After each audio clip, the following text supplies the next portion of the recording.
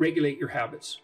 Try to get up at approximately the same time each morning. I would recommend that you get up approximately when other people get up. So that would be something in the neighborhood of 7:30 or 8 in the morning, perhaps earlier, perhaps a little bit later, but you want to stabilize that because your circadian rhythms operate more, fluidly, and your mood is likely to be regulated better if there's islands of stability in your daily routines. Human beings like daily routines, just like dogs like daily routines. And so regulate your sleep.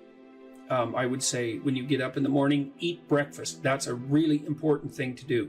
I can't tell you how many people I've treated in my clinical practice whose proclivity for emotional instability and depression, anxiety, general hopelessness, emotional pain and gloom and doom, as well as capacity to concentrate, were properly regulated or inhibited or reduced by merely ensuring that they ate I would say a protein and fat rich breakfast relatively soon after they wake up. And that's especially true if they're stressed. And as it turns out that if you stress yourself after a fast, which is of course what you've undertaken if you haven't eaten since the night before, that your body produces enough insulin to deplete the sugar in your blood.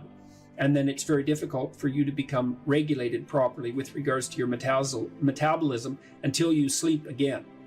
And so it can be regulating your sleep, and your breakfast eating habits in particular can be in a very effective way of regulating your mood and increasing your capacity to concentrate.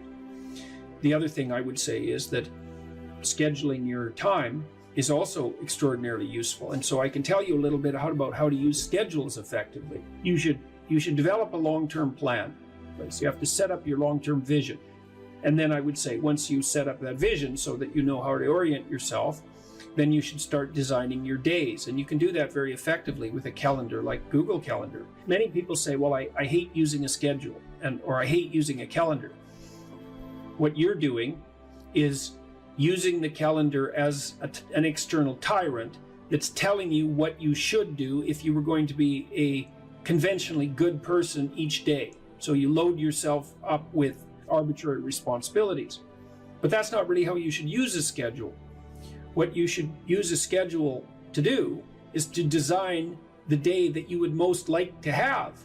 And obviously that's going to include accepting some responsibility and undertaking to make progress on those things that you have to make progress on to keep your life from collapsing into chaos. But it should also mean that you schedule in activities that make you actually want to have that day. And so if you're using a schedule properly, that it can be your friend. And that can also be something that can increase your capacity to concentrate. And then I would say, well, if you're very scattered, then you can start to train yourself. You might say, well, I need to learn to read without distraction. So maybe what you do, you say, okay, well, for the next week, I'm going to read 10 minutes a day, and I'm going to try to limit the distractions. And if you're successful at that, then you could try 12 minutes a day. And if you're successful at that, you could try 15 minutes a day. And the trick is to set a goal for yourself that is slightly beyond your current level of performance, enough to be challenging, enough to be worthwhile if you accomplish, but not so difficult that you're likely to fail.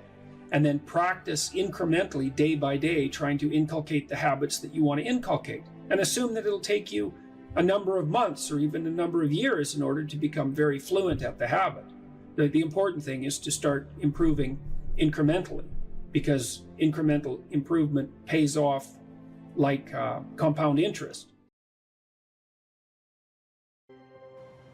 Imagine someone that you treat well, that you love, then try to treat yourself that way. You got to detach from yourself a bit. You got to think, okay, well, I'm a person among other people, and I deserve at least as much respect as a person among other people, and I should be trying to help myself across time. And instead of being self-contemptuous and self-destructive, I need to take care of myself as if I'm potentially valuable, and to lay out my life that way.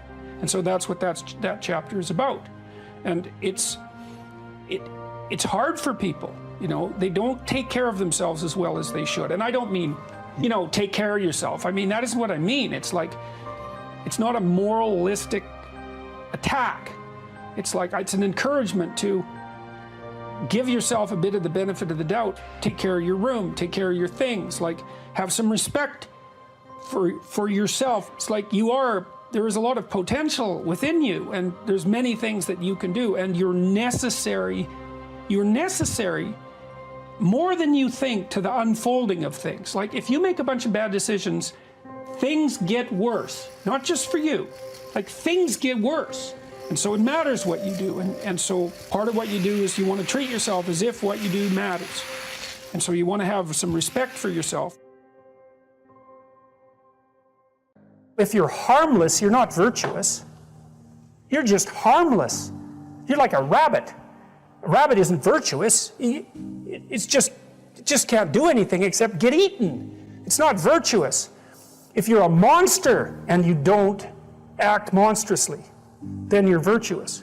But you also have to be a monster. Well, you see this all the time. Harry Potter's like that too. It's like he's flawed, he's hurt, he's got evil in him. He can talk to snakes, man. He breaks rules all the time. All the time. He's not obedient at all. But he has a good reason for breaking the rules. And if he couldn't break the rules, him and his little clique of rule-breaking, troublemakers, if they didn't break the rules, they wouldn't attain the highest goal. So it's very peculiar, but it's a very, very, very, very common mythological notion. The hero has to be a monster, but a controlled monster. Batman is like that, it's everywhere. It's the story you always hear. Someone who is incapable of cruelty is a higher moral being than someone who is capable of cruelty. And I would say, and this follows Jung as well, that that's incorrect, and it's dangerously incorrect, because if you are not capable of cruelty, you are absolutely a victim to anyone who is. And so part of the reason that people go watch anti-heroes and villains is because there's a part of them crying out for the incorporation of the monster within them, which is what gives them strength of character and self-respect, because it's impossible to respect yourself until you grow teeth. And if you grow teeth, then you realize that you're somewhat dangerous, or maybe somewhat seriously dangerous, and then you might be more willing to demand that you treat yourself with respect and other people do the same thing. And so that doesn't mean that being cruel is better than not being cruel. What it means is that being able to be cruel and then not being cruel is better than not being able to be cruel. Because in the first case, you're nothing but weak and naive. And in the second case, you're dangerous, but you have it under control. And a lot of martial arts concentrate on exactly that as part of their philosophy of training. It's like, we're not training you to fight. We're training you to be peaceful and awake and avoid fights.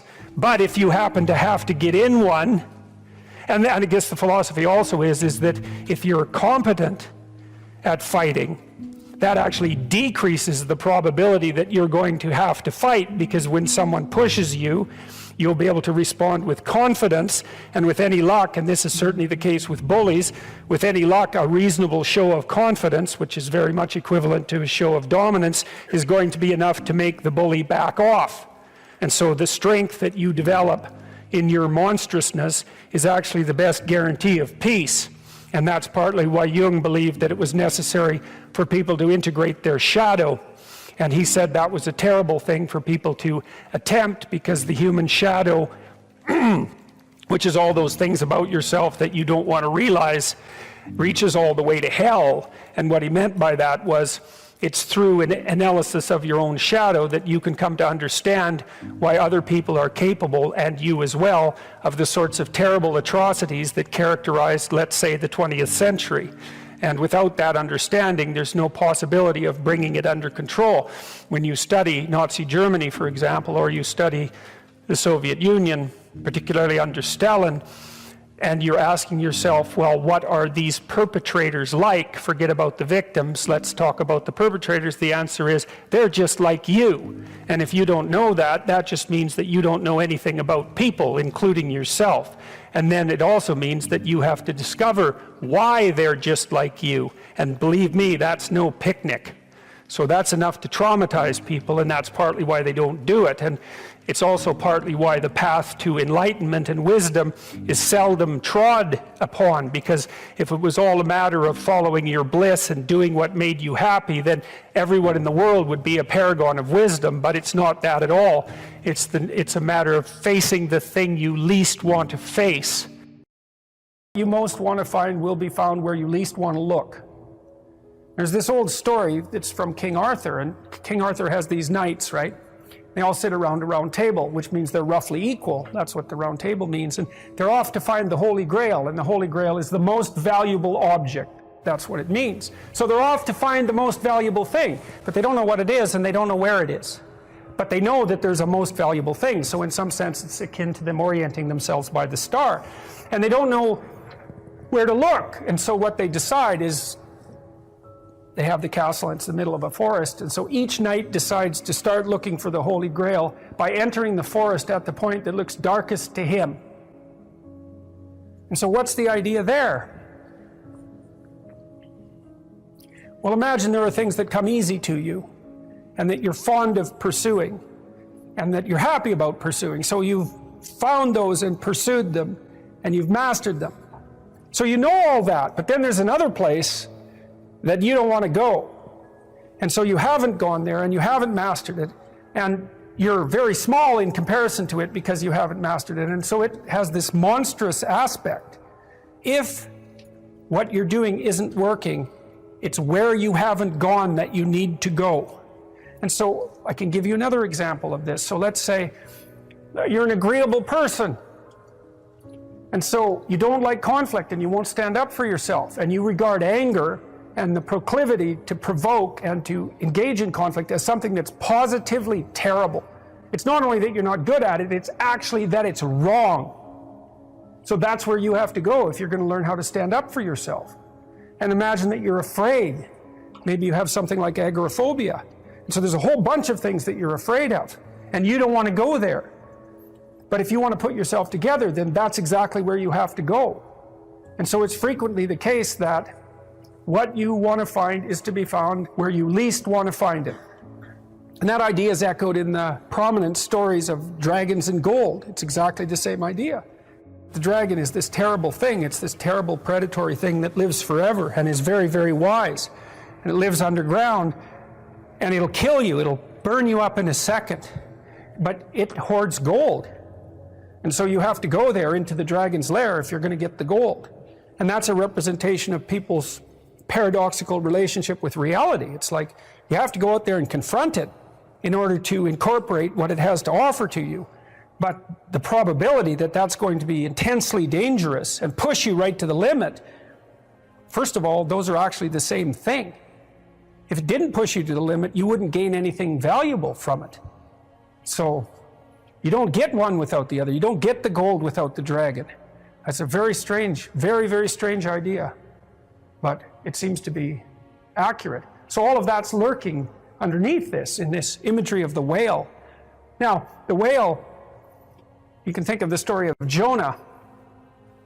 What happens with Jonah is that, roughly speaking, he's a prophet, and God tells him that he has to go to this city and straighten it out because it's veered off the path and it's heading towards doom. And Jonah thinks, I'm not going to that city to tell those people anything like that, because they're not going to be very happy with me just showing up there and telling them, everything they're doing wrong. And so he hops on a boat and tries to get out of there.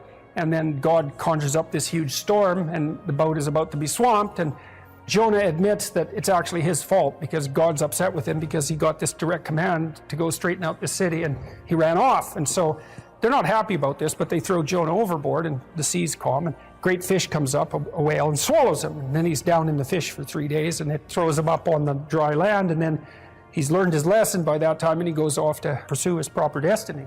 So that's echoed in this story as well, that if you don't follow the pathway that you're supposed to follow, the seas will become stormy for you, and something will come up and pull you down, and you'll be in a terrible place for some length of time till you learn your lesson. And if you're lucky, you'll get spit back up on shore, and then you can go do what you should do. Well, I mean, that's not a lesson that anybody needs to have interpreted. I think everybody understands that. There's a book. It's a book called About Face. It's about a guy that was in the Korean War and then he was in the Vietnam War, and his name is Colonel David Hackworth.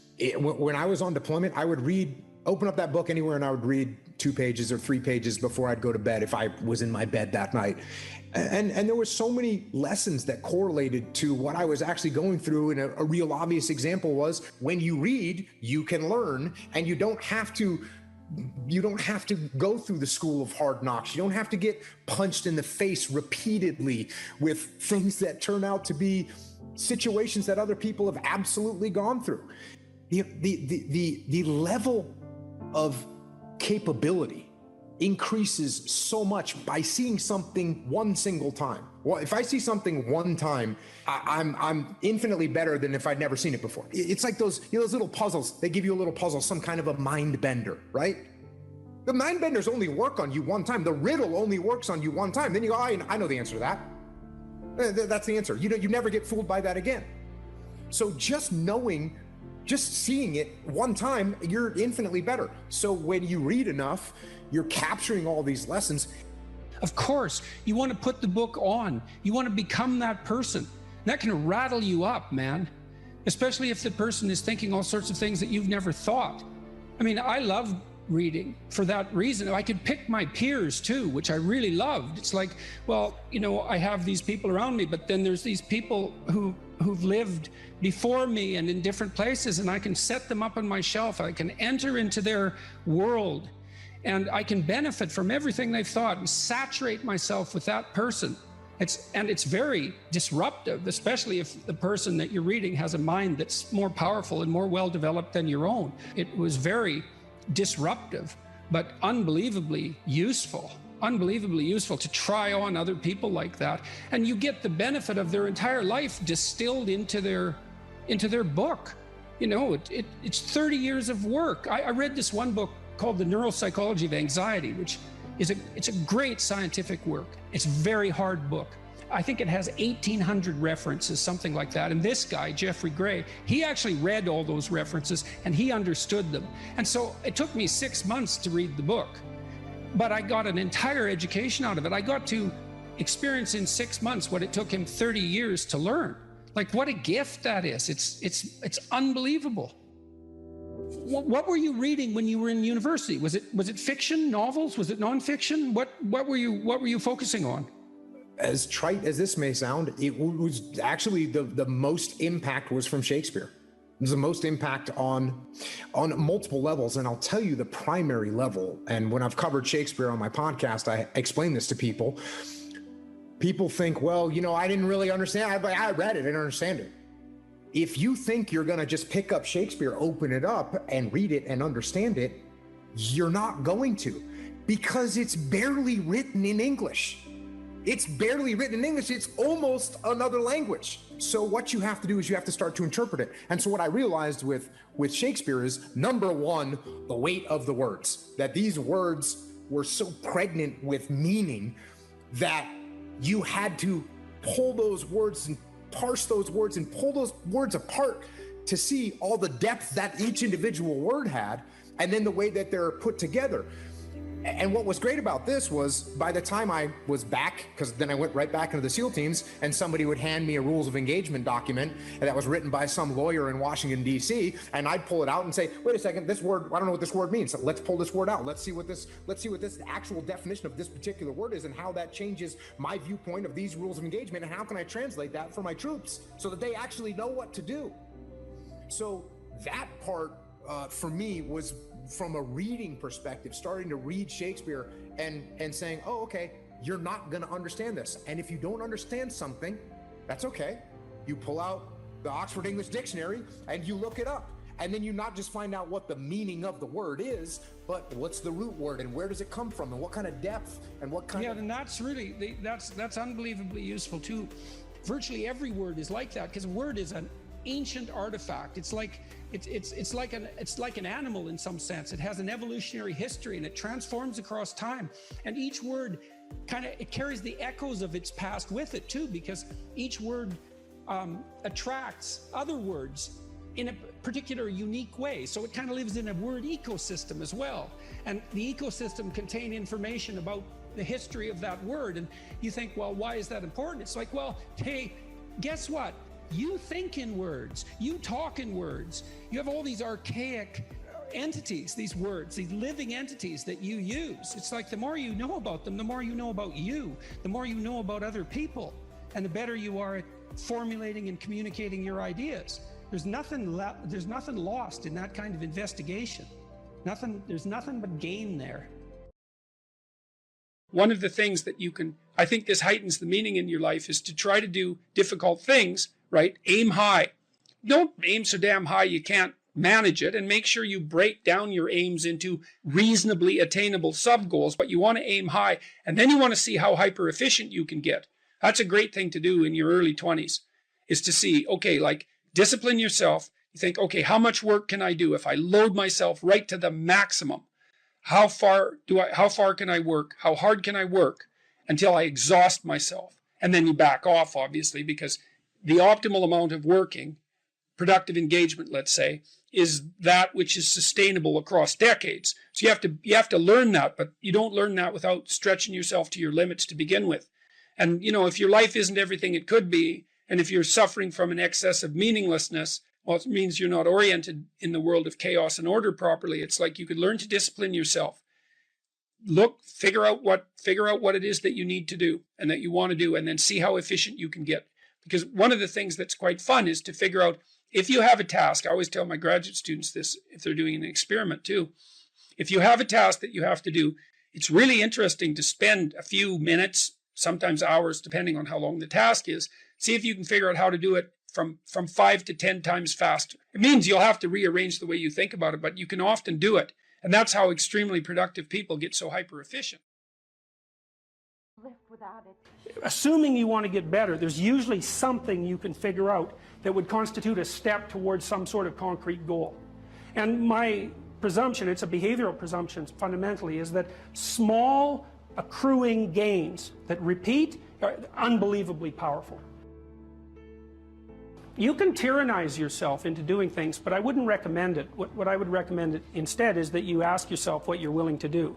It's a really effective technique. It's like a meditative technique. So, for example, you can get up in the morning and you can think, well, I'd like to have a good day today, so I'd like to go to bed tonight without feeling guilty because I, didn't do some things I said I was going to do, and I'd like to have kind of an interesting day. So you've got to fulfill my responsibilities, and I want to, enjoy the day. Then you can ask yourself, well, what would I have to do in order for that to happen that I would do? And the probability, if you practice this for 3 or 4 days, is your brain will just tell you. It'll say, well, there's that piece of homework that you haven't done for like 3 weeks. You should knock that sucker off because it would only take you 10 minutes and you've been avoiding it and torturing yourself to death for 72 hours straight. And say, well, let's figure out what your aims are. You've got to have some aims, whatever they are. And they might say, well, I'm so depressed I don't have any aims. And then I say, well, pick the least objectionable of the aims and act it out for a while and see what happens. Because sometimes your emotional systems are so fouled up that you have to pretend. You have to act the thing out before you can start to believe it. Life can be meaningful enough to justify its suffering. I thought, God, that's such a good idea. Because it's not optimistic exactly. Some people will tell you, well, you can be happy. It's like, those people are idiots. I'm telling you, they're idiots. There's going to be things that come along that flatten you so hard you won't believe it. And you're not happy then. And so if life is to be happy, well, in those situations, what are you doing? Why even live? But life isn't to be happy. If you're happy, you're bloody fortunate, and you should enjoy it. You should, because it's the grace of God, so to speak. People know when they're doing something meaningful. They can tell, so why the hell don't they do meaningful things all the time? It seems obvious. You could do it. I mean, it's hard, because other people want you to do other things, and it's a struggle, but everything's a struggle. Oh, I get it. I see why. It took me about 10 years to figure this out. People have a choice. Choice number 1. Nothing you do means anything. Well, that's kind of a drag, right? It's the meaninglessness of life and all that existential angst. That's kind of a pain. But the upside of nothing that you do is meaningful is you don't have to do anything. You've got no responsibility. Now, you have to suffer because things are meaningless, but that's a small price to pay. The alternative is everything you do matters. Really. If you make a mistake, it's a real mistake. If you betray someone, you tilt the world a little more sharply towards evil rather than good. It matters what you do. Well, if you buy that, then you can have a meaningful life. But there's no mucking around. It means responsibility. It means that the decisions you make are important. It means that when you do something wrong, it's wrong. Well, do you want that?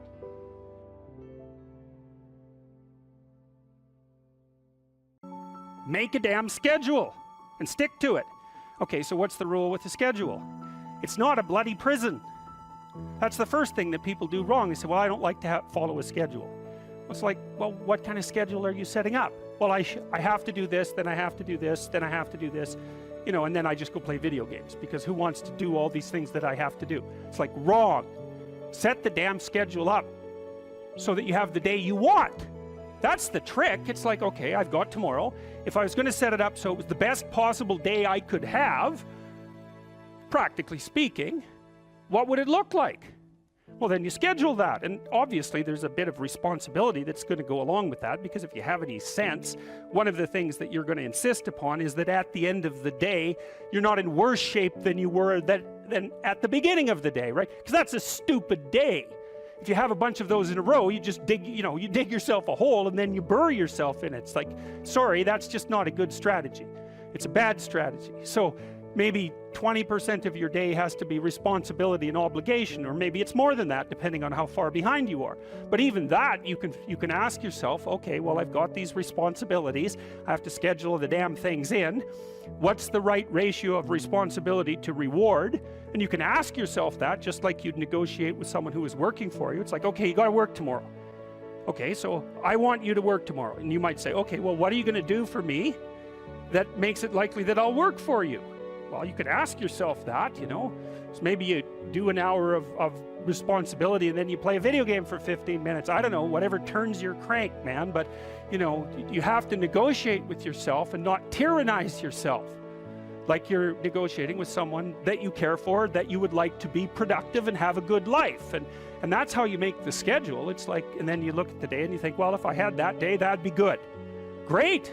You know, and you're useless and horrible, so you'll probably only hit it with about 70% accuracy, but that beats the hell out of 0, right? And if you hit it even with 50% accuracy, another rule is, well, aim for 51% the next week, or 50.5% for God's sake, or because you're going to hit that position where things start to loop back positively and spiral you upward. Plan a life you'd like to have, and you do that partly by referring to social norms. That's more or less rescuing your father from the belly of the whale. But the other way you do that is by having a little conversation with yourself about, as if you don't really know who you are, because you know what you're like. You won't do what you're told. You won't do what you tell yourself to do. You must have noticed that. It's like you're a bad employee and a worse boss, and both of those work, you know, for you. You don't know what you want to do, and then when you tell yourself what to do, you don't do it anyways. You should fire yourself and find someone else to be. But you know, my point is that you have to understand that you're not your own servant, so to speak. You're someone that you have to negotiate with, and you're someone that you want to present the opportunity of having a good life to. And that's hard for people because they don't like themselves very much. So, you know, they're always like cracking the whip and then procrastinating, and cracking the whip and then procrastinating. And it's like, God, it's so boring and such a pathetic way of spending your time. And you know what that's like, because you probably waste like 6 hours a day. And I think we did an economic calculation about that a while back, right? Your time's probably worth $50 an hour, something like that. I mean, you're not getting paid that now, but you're young. And so this is investment time. And what you do now is going to multiply its effects in the future. So let's say it's $50 an hour, which is perfectly reasonable. So if you waste 6 hours a day, and you are, then you're wasting about $2,000 a week, or about $100,000 a year. So like, go ahead, but that's what it's costing you every hour. And you need to know what your damn time is worth. So let's say it's not $50, it's 30, whatever. Maybe it's 100, it's somewhere in that range. One of the things you should be asking yourself is, when you spend an hour, was that, well, would have I paid someone $50 to have had that hour? And if the answer is no, it's like, well, maybe you should do something else with your time. And it depends on whether or not you think that your time's worthwhile. But the funny thing about not assuming that is, if you assume your time isn't worthwhile, what happens is you don't just sit around sort of randomly in a state of responsibilityless bliss, what you do is you suffer existentially. So that's an interesting thing. Well, so let's say you go over your past with a fine-tooth comb and you decide you're going to take responsibility for everything that you did that was wrong and everything that you failed to do that you could have done that was right. It's like, does that change the world? It's like, depends on how thoroughly you do it. You might say it changes the world like nothing else possibly can. And I think that that's actually right. You have to allow yourself a certain latitude for error. And that's a useful thing to know too. One of the things I tell people when they're trying to develop a vision for their life or an implementable plan is make a bad plan. Like, make the best one you can, but don't get obsessive about it. It's like, make a plan, implement it. You'll figure out when you implement it why it's stupid. Exactly. And then you can fix it a little bit. It's known from multiple dimensions simultaneously that the system that produces happiness, let's say in the founder's sense, produces that emotion in relationship to the observation of movement towards a valued goal. And so you can derive some conclusions from that. The first is that without a goal, there's no happiness by definition, because happiness marks movement towards a valued goal. The next is, well, the higher the goal, the more value there is in the observation of movement towards it. And so out of that, you might ask, well, then what's the highest goal? Because why don't we go for that? Well, then you could say, well, you should do your best for the best. You might say, well, that's just to make me hedonically happy. It's like, well, wait a second, cocaine will work for that, because it actually even activates this system. But what about tomorrow and next week and next month?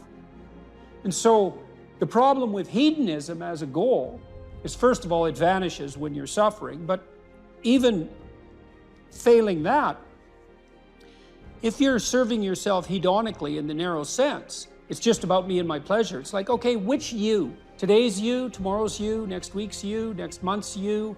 What about next year, 5 years from now, 10 years from now? You're going to lead a hedonic and dissolute life, and what are you going to be, a burnt-out shell and a wreck, a dismal wreck in 10 years? Because that's what will happen. And so if you don't construe yourself as a community stretched out across time, then you're not even serving yourself. And if you do construe yourself as a community stretched across time, then serving other people and serving yourself turn out to be exactly the same thing. I just did a course on the Sermon on the Mount, and Christ, in one of the sections of that sermon, he says to people that you shouldn't lose your saltiness, you shouldn't lose your savor, and you're the salt of the earth, and without that salt, everything loses its flavor. And salt is a preservative, and it's a spice, and that's often conceptualized, that phrase, as referring to the salt of the earth, the solid, reliable types who bear all burdens. But that is not what it means. I looked at a lot of different translations. I talked to a lot of people about that verse, and really what it means is, well, there should be some spiciness and unpredictability and humor about you. And there should be some play in the system, right? Because that's what stops you from just being the narrow, dead, past letter of the law with no spirit. There should be some snake inside the tree, right? There should be some fire inside the bush. Those are all ways of construing that are symbolically equivalent. There should be some dynamism in you, and a fair bit of that's associated with, well, enthusiasm. That's fun, but enthusiasm means to be imbued with the Spirit of God. That's why people like comedians so much too, because that's what they do. And so you have to leaven the duty with humor, and your book does a lovely job of that too, because your book, which is a very conservative book in the best possible way, and is a call to duty and responsibility, but you constantly return to themes of both stoicism and humor, which are tied together in some sense. I was just in Newfoundland for the last week doing a documentary there, and Newfoundland's a rough rock, and it's beautiful and harsh. And the people there are tough and resilient, man, because they had to be. And Newfies have a great sense of humor.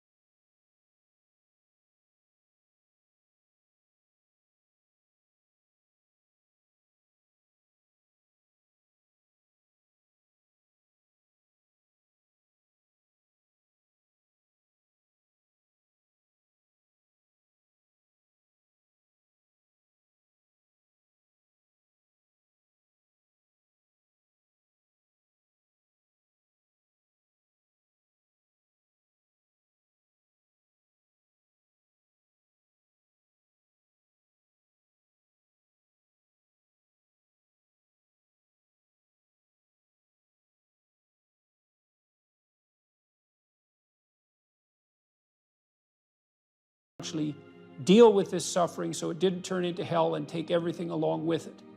And there isn't anything more optimistic than that. You say something here, which I think is extremely, I'm going to read something from your book here. It is true that character is to some extent innate.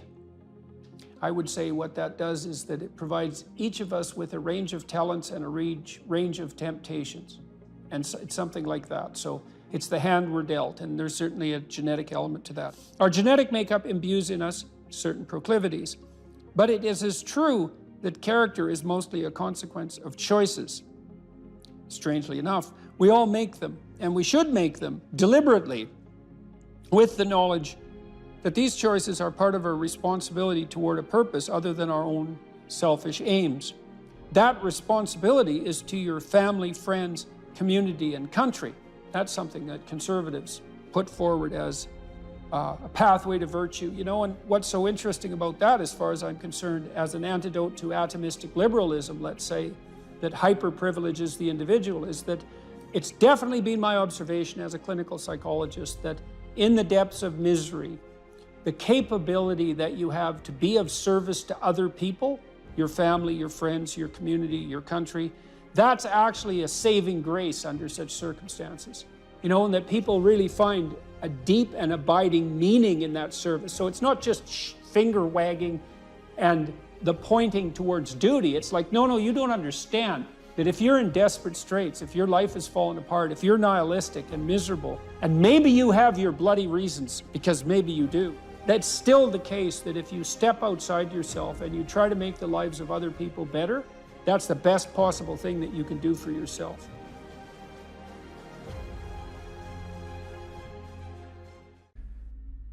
It's not an accident that the axiomatic Western individual is someone who was unfairly nailed to a cross and tortured. It's like, yes, right, exactly. So what do you do about that? Well, I thought about that for a long time too. It's like, well, you don't get together in a damn mob, because all that does is allow you to be as horrible as you could possibly imagine and suffer from none of the consequences. That's a bad idea. So how about we don't do that?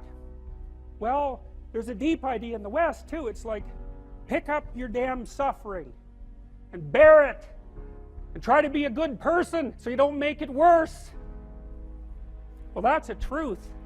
You know, I read a lot about the terrible things that people have done to each other. You just cannot even imagine it. It's so awful. So you don't want to be someone like that. Now, do you have a reason to be? Yes. You have lots of reasons to be. God, there's reasons to be resentful about your existence. Everyone you know is going to die. You know, you too. And there's going to be a fair bit of pain along the way, and lots of it's going to be unfair. It's like, yeah, no wonder you're resentful. It's like, act it out and see what happens. You make everything you're complaining about infinitely worse. There's this idea that hell is a bottomless pit, and that's because no matter how bad it is, some stupid son of a bitch like you could figure out a way to make it a lot worse. So you think, well, what do you do about that? Well, you accept it. That's what life is like. It's suffering. That's what the religious people have always said. Life is suffering. Yes. Well, who wants to admit that? Well, just think about it. Well, so what do you do in the face of that suffering? Try to reduce it. Start with yourself. What good are you? Get yourself together, for Christ's sake, so that when your father dies, you're not whining away in a corner, and you can help plan the funeral, and you can stand up solidly so that people can rely on you. That's better. Don't be a damn victim. Of course you're a victim. Jesus. Obviously. Put yourself together.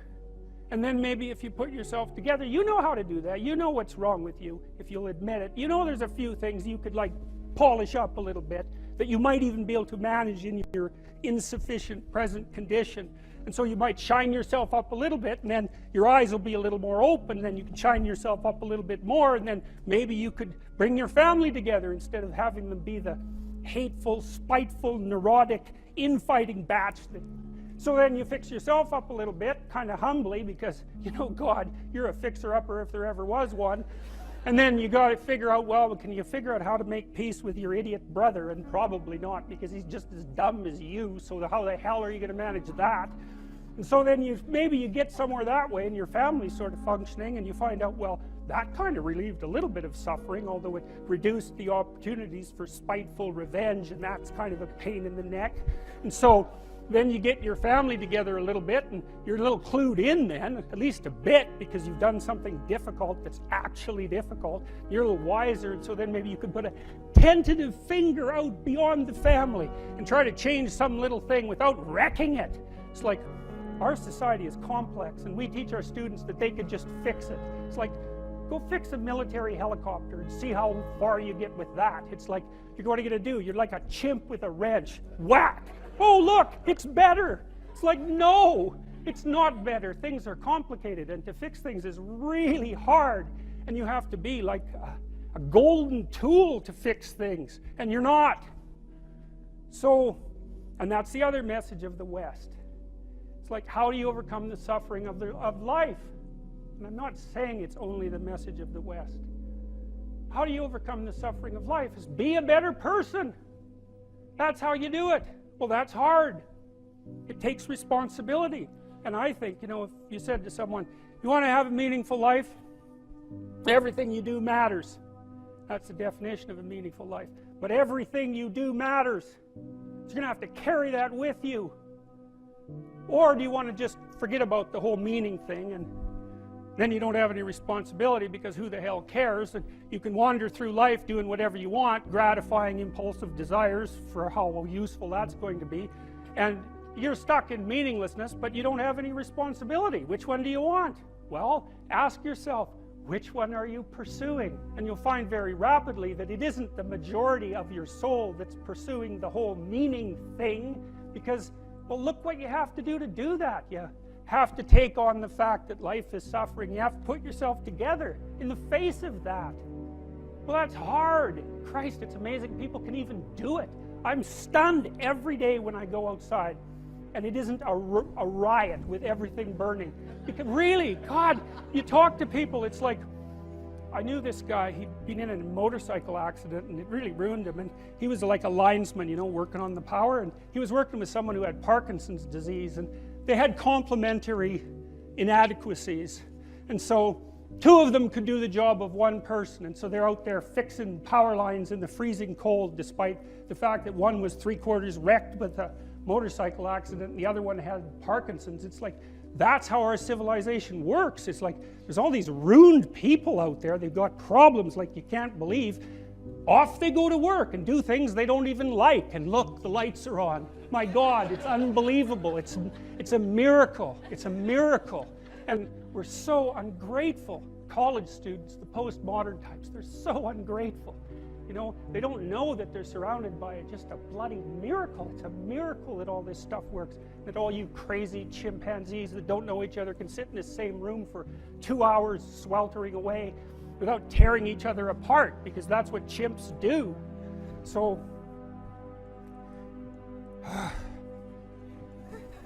anyways, so what happened? Well, I made some videos, and I got to the bottom of some things, at least as far as I can tell, so I told you what the bottom is, and then I got this idea about what you might do about it, which isn't my idea. It's not my idea. It's an old idea. It's far older than Christianity. It's old. It's the oldest story of mankind. Get yourself together. Transcend your suffering. See if you can be some kind of hero. Make the suffering in the world less. Well, that's the way forward, as far as I can tell, if there is any way forward. You know, if you don't know what you should do with your life, you don't know who you should be, sometimes you think about that as what career you should pursue. But here's another way of thinking about it. It's kind of a SEAL's ethos that Congressman Crenshaw detailed out. Here's some things you could be. Those are my words. These are his. You'll be someone who's never late. You will be someone who takes care of his men, gets to know them, and puts their needs before yours. You will be someone who does not quit in the face of adversity. You will be someone who takes charge and leads when no one else will. You will be detail-oriented, which you discuss a lot in later sections of the book. always vigilant, attentive. You will be aggressive in your actions, but never lose your cool. You will have a sense of humor because sometimes that is all that can get you through the darkest hours. You will work hard and perform even when no one is watching. You'll be creative and think outside the box, even if it gets you in trouble. You're a rebel, but not a mutineer. You are a jack of all trades and master of none. And then you follow that a little later with this paragraph, these paragraphs. Be aggressive enough to kill the enemy, but immediately calm enough not to scare the little old lady. You'll be that man who's mentally tough enough to operate in horrific chaos, then immediately transition to tranquility, all without mentally breaking. You will effectively transition from hyper-masculine aggressor to gentle caretaker. You'll be both a warrior and a gentleman. The qualities that made SEAL leaders great were rarely physical in nature. They listened. They empowered their team to be successful, carefully entrusting individuals with additional responsibility. It's a real conservative ethos there. They highlighted good performance publicly and criticized bad performance privately. And so, well, you know, those are lists of virtues, and maybe they're not the only list of possible virtues, probably not, but if you're lost and you don't know where to start, practicing, you know, you also talk about this idea that, this is an Aristotelian idea, you know, that we are our habits, we become what we practice. And imagine if you're lost and you're listening, you think, well, you find some things admirable. Well, you could practice those things, and you can practice them locally and minimally in your own relationships, and you can start to get good at them. And as you get good at them, well, you get better at them, right? And then you can broaden out the scope of your action into a wider purview. So you said here too, let's go for another quote here. Throughout your life, this is very practical advice too, and I think it's very wise from a therapeutic perspective. Throughout your life, you have people you look up to. Okay, so let's think about that. You look up. What does that mean? Why up? Well, up is something that beckons from a distance. It's like a light on a hill, and we automatically assume that those who we admire are people we look up to. So that specifies a distance and a direction, and it's uphill. It's up toward a higher vista, let's say. So there are automatically people who elicit that spirit in you. You have noticed the way. Might also imply that there's some sense of struggle required to get to that point, because it's easier to go downhill than it is uphill. Yes, definitely. That's right. It's an uphill trek. And it also implies judgment, because if someone's above you, then they also serve as a judge, or you serve as a judge in relationship to them, because you compare yourself unfavorably with them. And that can also inspire you to tear them down. That's really the story of Cain and Abel, and that's a major story. You have noticed the way a teacher, parent, coworker, mentor, or friend interacts with others, and you come away thinking, that behavior simply works better. They are respected, admired, and successful. And you find yourself wondering why that is. You do if you're a little bit humble instead of being envious, right? Because otherwise you think, well, that damn crook, he just stole his position, and that's why he's got it. But if you're a bit humble, you might think, well, no, that guy looks successful. Maybe he knows something I don't. You are noticing attributes and character traits that are good and worth aspiring to. You are noticing attributes that make certain people more successful than others. You are noticing what a hero looks like. And in the process, you are discovering a path made up of desirable personality traits that helps you ascend in social hierarchies. That's Jacob's ladder, by the way. That ladder that is the hierarchy to the good. That's the vision Jacob has of the pathway to God, is that it's a hierarchical structure with the thing that's ultimately good at the pinnacle, by definition, right? The best of all possible goods. And then there are intermediary structures all the way up, and beings inhabiting those structures. And this isn't metaphysical. It's like if you find someone you admire, The reason you admire them is because they're higher up in that heavenly hierarchy, so to speak, than you are. And your whole nervous system tells you that. You're compelled to listen, you're compelled to pay attention by the action of your own unconscious mind. You know, what's interesting about this point of identifying these heroes or at least role models, you can call them either one. I just thought heroes was a more compelling word to use for the sake of writing it. But what's interesting about it too is how pop culture actually plays a pretty important part of this, because like there's plenty of people who simply don't have these good role models in their lives, and you have to acknowledge that. And so where are they supposed to turn? And it's maybe one of the reasons that it's so important to fight these cultural wars that you and I engage in on a fairly regular basis, that they've become a serious part of our politics, which at the same time is necessary, but also deeply, deeply unfortunate.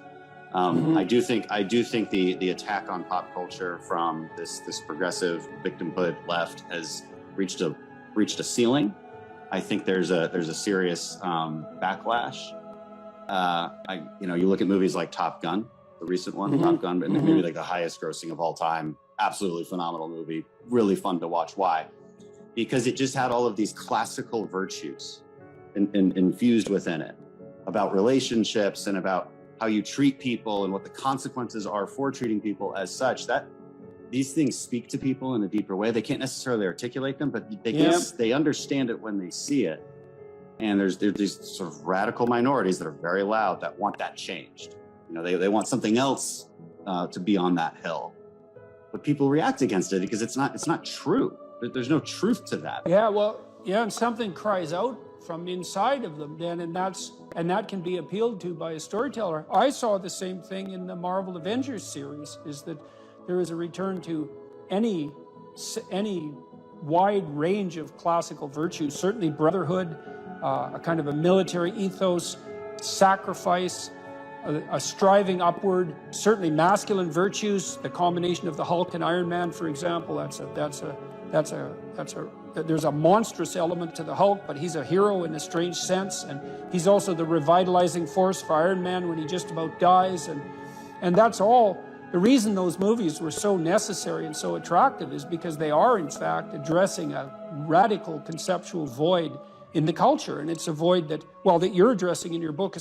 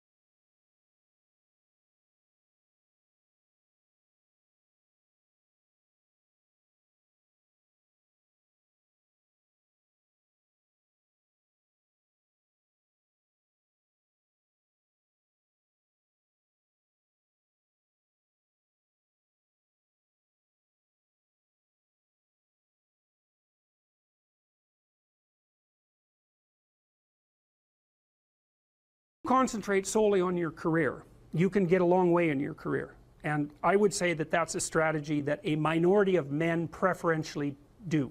That's all they do. They work like 70, 80 hours a week. They go flat out on their career. They're staking everything on the small probability of exceptional status in a narrow domain. But it's hard on them. They don't have a life. It's very difficult for them to have a family. They don't know how to take any leisure activity. Like, they get very one-dimensional. Now, it may be that unidimensionality is the price you have to pay to be exceptional at one thing, right? Because if you're going to be something like a genius-level mathematician, and you want to do that or a scientist, say, it's like you're in your lab all the time, you're working 70 hours a week or 80 hours a week, you're smart, you're dedicated, you're unidimensional, and that's how you get to beat all the other people who are doing that. It's the only way. But the problem is you don't get a life.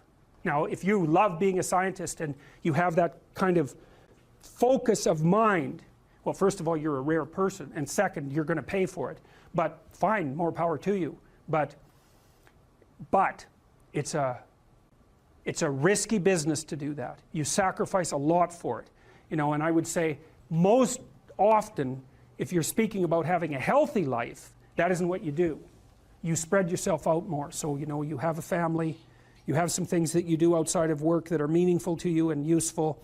You have a network of friends.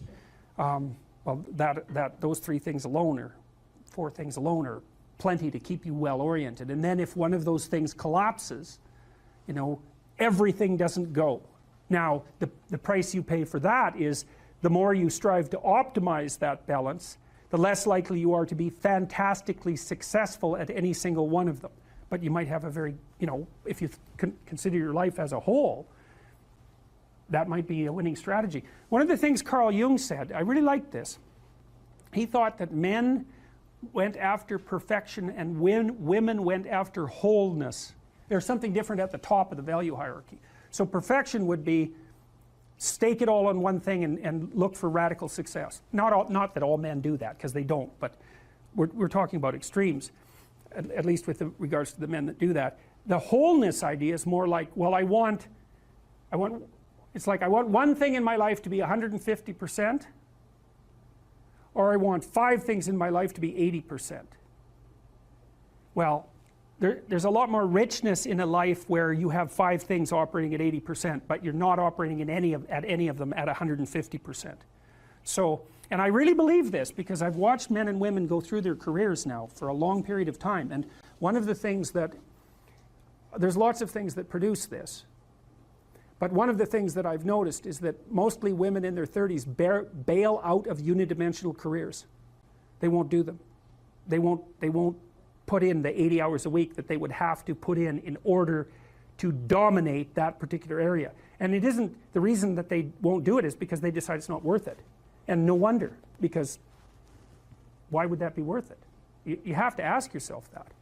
It's like, well, you want to be an outstanding scientist. It's like, okay, really, that's what you want, because that means that's what you do, because you're competing with other people. You know, they're smart, they're hardworking, and if you want to be at the top, you have to be smarter and work harder than any of them. And working hard means working long hours. I mean, it also means working diligently, but in the final analysis, it's also an additive issue. If I'm smart and hardworking and I can crank out for 70 hours a week, and you do it for 30, it's like, in 2 years, I'm so far ahead of you, you will never, ever catch up.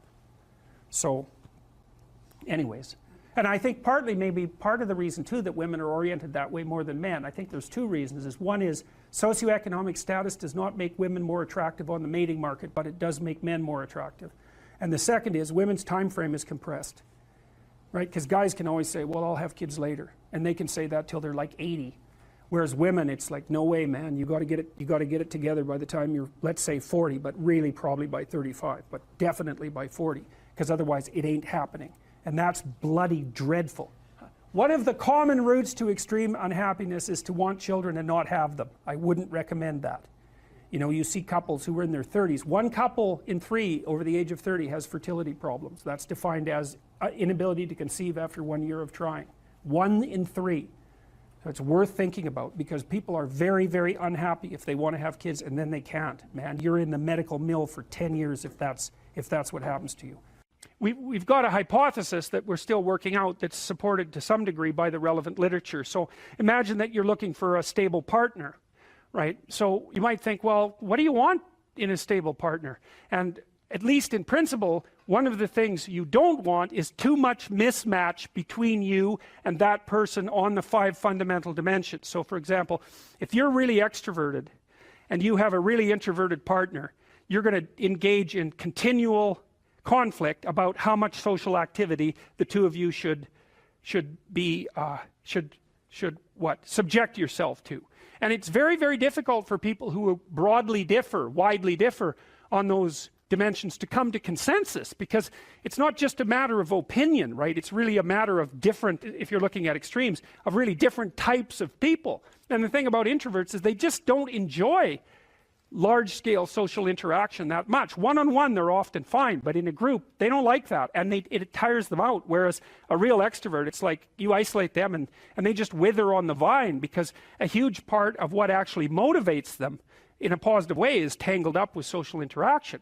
And so if you're an agreeable person and you have a particularly disagreeable partner, you're also going to run into problems, because the agreeable person will say, whatever you want, whenever, and the disagreeable person will say, well, I'd like to know what the hell you want for a change, and be much more harsh and much more demanding in the situation. And the agreeable person is going to find the disagreeable person harsh and unpleasant, and the disagreeable person is going to find the agreeable person wishy-washy and unable to stand up for themselves. And again, that's actually one of the primary sources of tension between men and women, because women tend to be higher in agreeableness than men. It's about half a standard deviation, which is quite a large difference by psychological standards. And so what that means, I probably haven't got the statistic quite right. If you have a group of men and women and you pick out random pairs, the woman is going to be more agreeable than the man 60% of the time. So that's not an overwhelming proportion,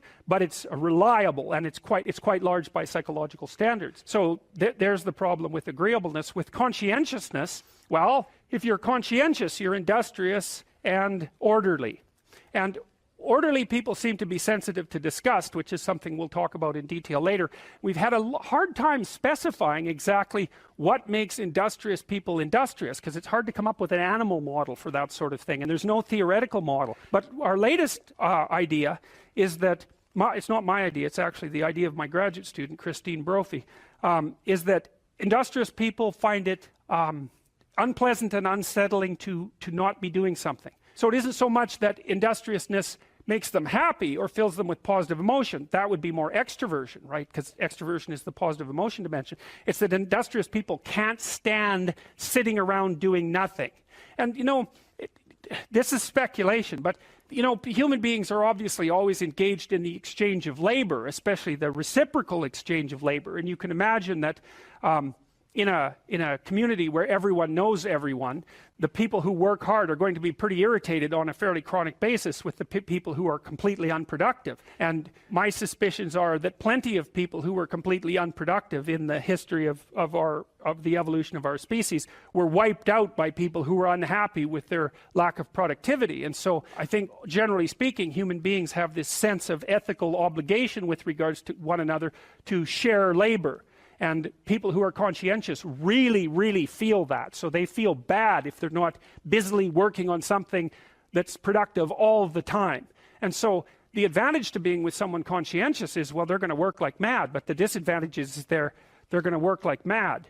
So, you know, if you're looking for a partner that you want to relax with or have fun with, or who isn't uptight, then a conscientious person is probably not a very good choice.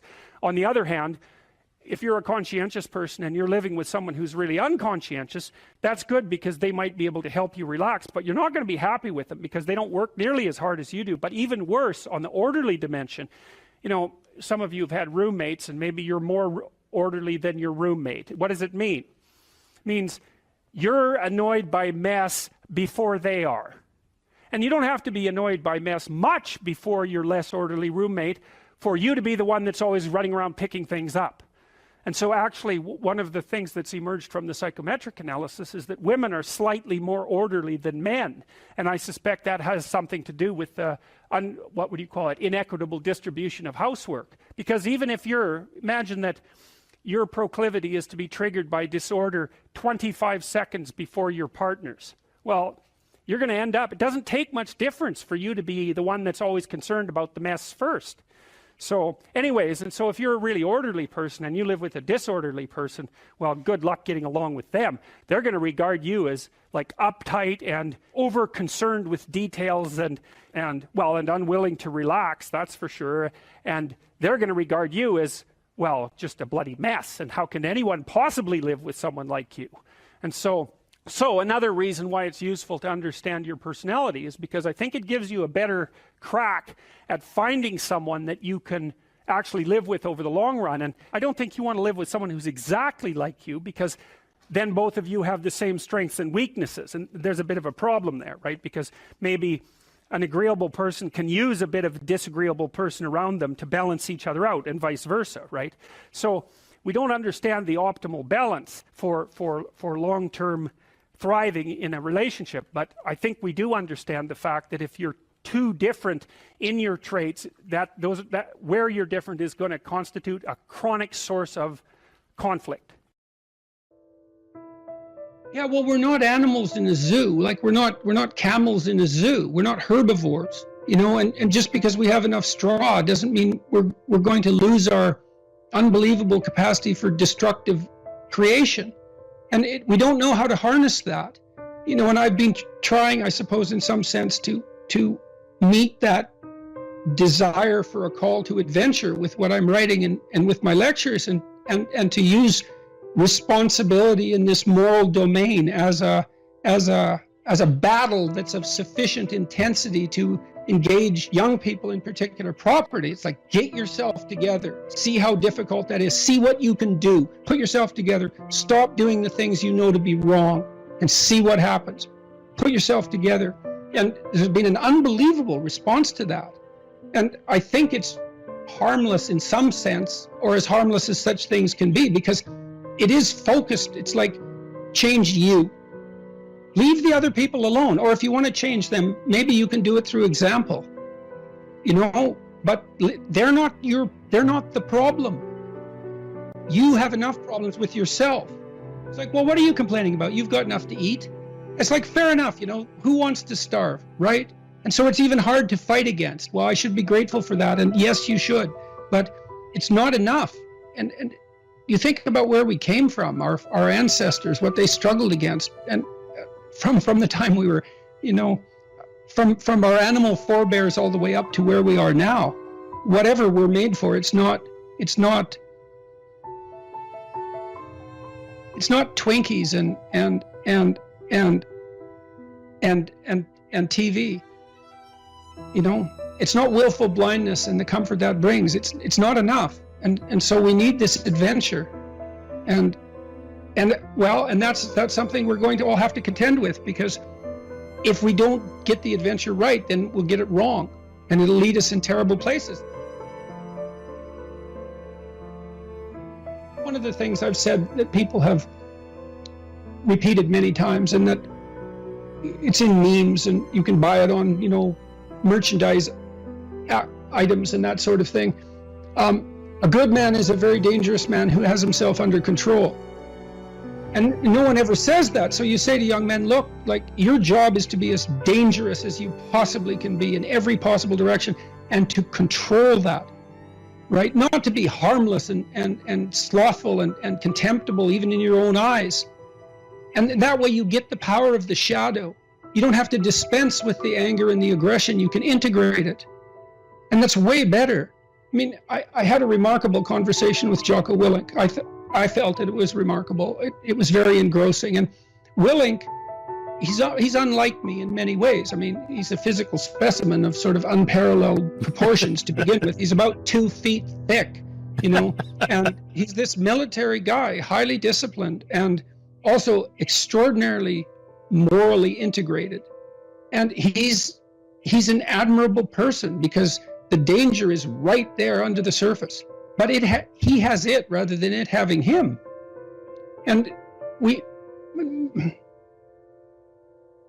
uncomfortable with the idea that that's the proper route for socialization. We try to teach our children that only, cooperative games are acceptable. And they know in their hearts that that's a complete bloody lie. It's not technically sustainable. It's not even conceptually correct. I'm not saying I've solved it. I talk to Bjorn about this a lot. It's like, I love your message. Wouldn't it be wonderful to eradicate absolute poverty? And he does this great job technically of rank ordering global concerns, doing a cost-benefit analysis that's methodologically rigorous, and saying, look, we can devote money here. We'll get a 20-to-1 return, mostly in child nutrition, as it turns out. Couldn't we do an immense amount of good with targeted spending? And the answer is clearly yes. We could eradicate child poverty in the next 15 years. We probably will. We could do great things, but we don't know how to sell it. And that's a huge problem. I've never had more of a response from a crowd than when I draw a relationship between responsibility and meaning. Without fail, that brings the crowd to silence. And it's because that connection hasn't been made explicit sufficiently, I would say, is that we find meaning in responsibility. And there is a messianic call that's embedded in this. And you can translate that into Get yourself together. See what you could become. And, you know, much of Beyond Order is exactly that. It's push your limits. Move beyond yourself. Discipline yourself, but move beyond that discipline. Don't let that order constrain who you could be, because it's not a high enough order yet. And I would say it looks like that is attractive to young people, and perhaps specifically to young men, but not only to young men, and not only to the young.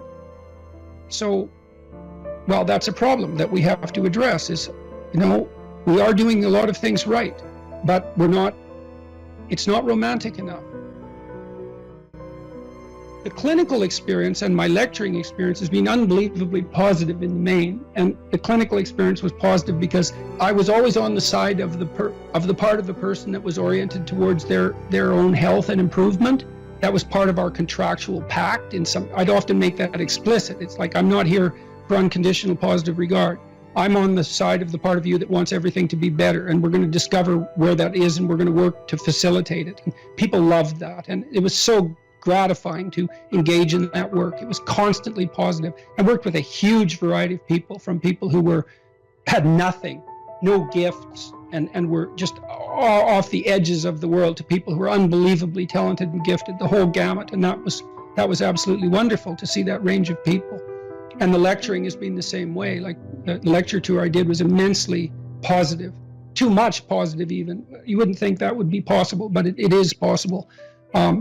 And I'm very positively oriented towards human beings in the main, despite, I think we're great. Flawed and terribly, but no wonder. I mean, the burden we bear is absolutely, it's absurd. The existentialists made much of that. We have an absurd existence. We're aware of our own mortality. God, and we're animals. We're aware of our own mortality. What a burden. And yet here we are, and much of the time we're not corrupt and horrible. It's a miracle.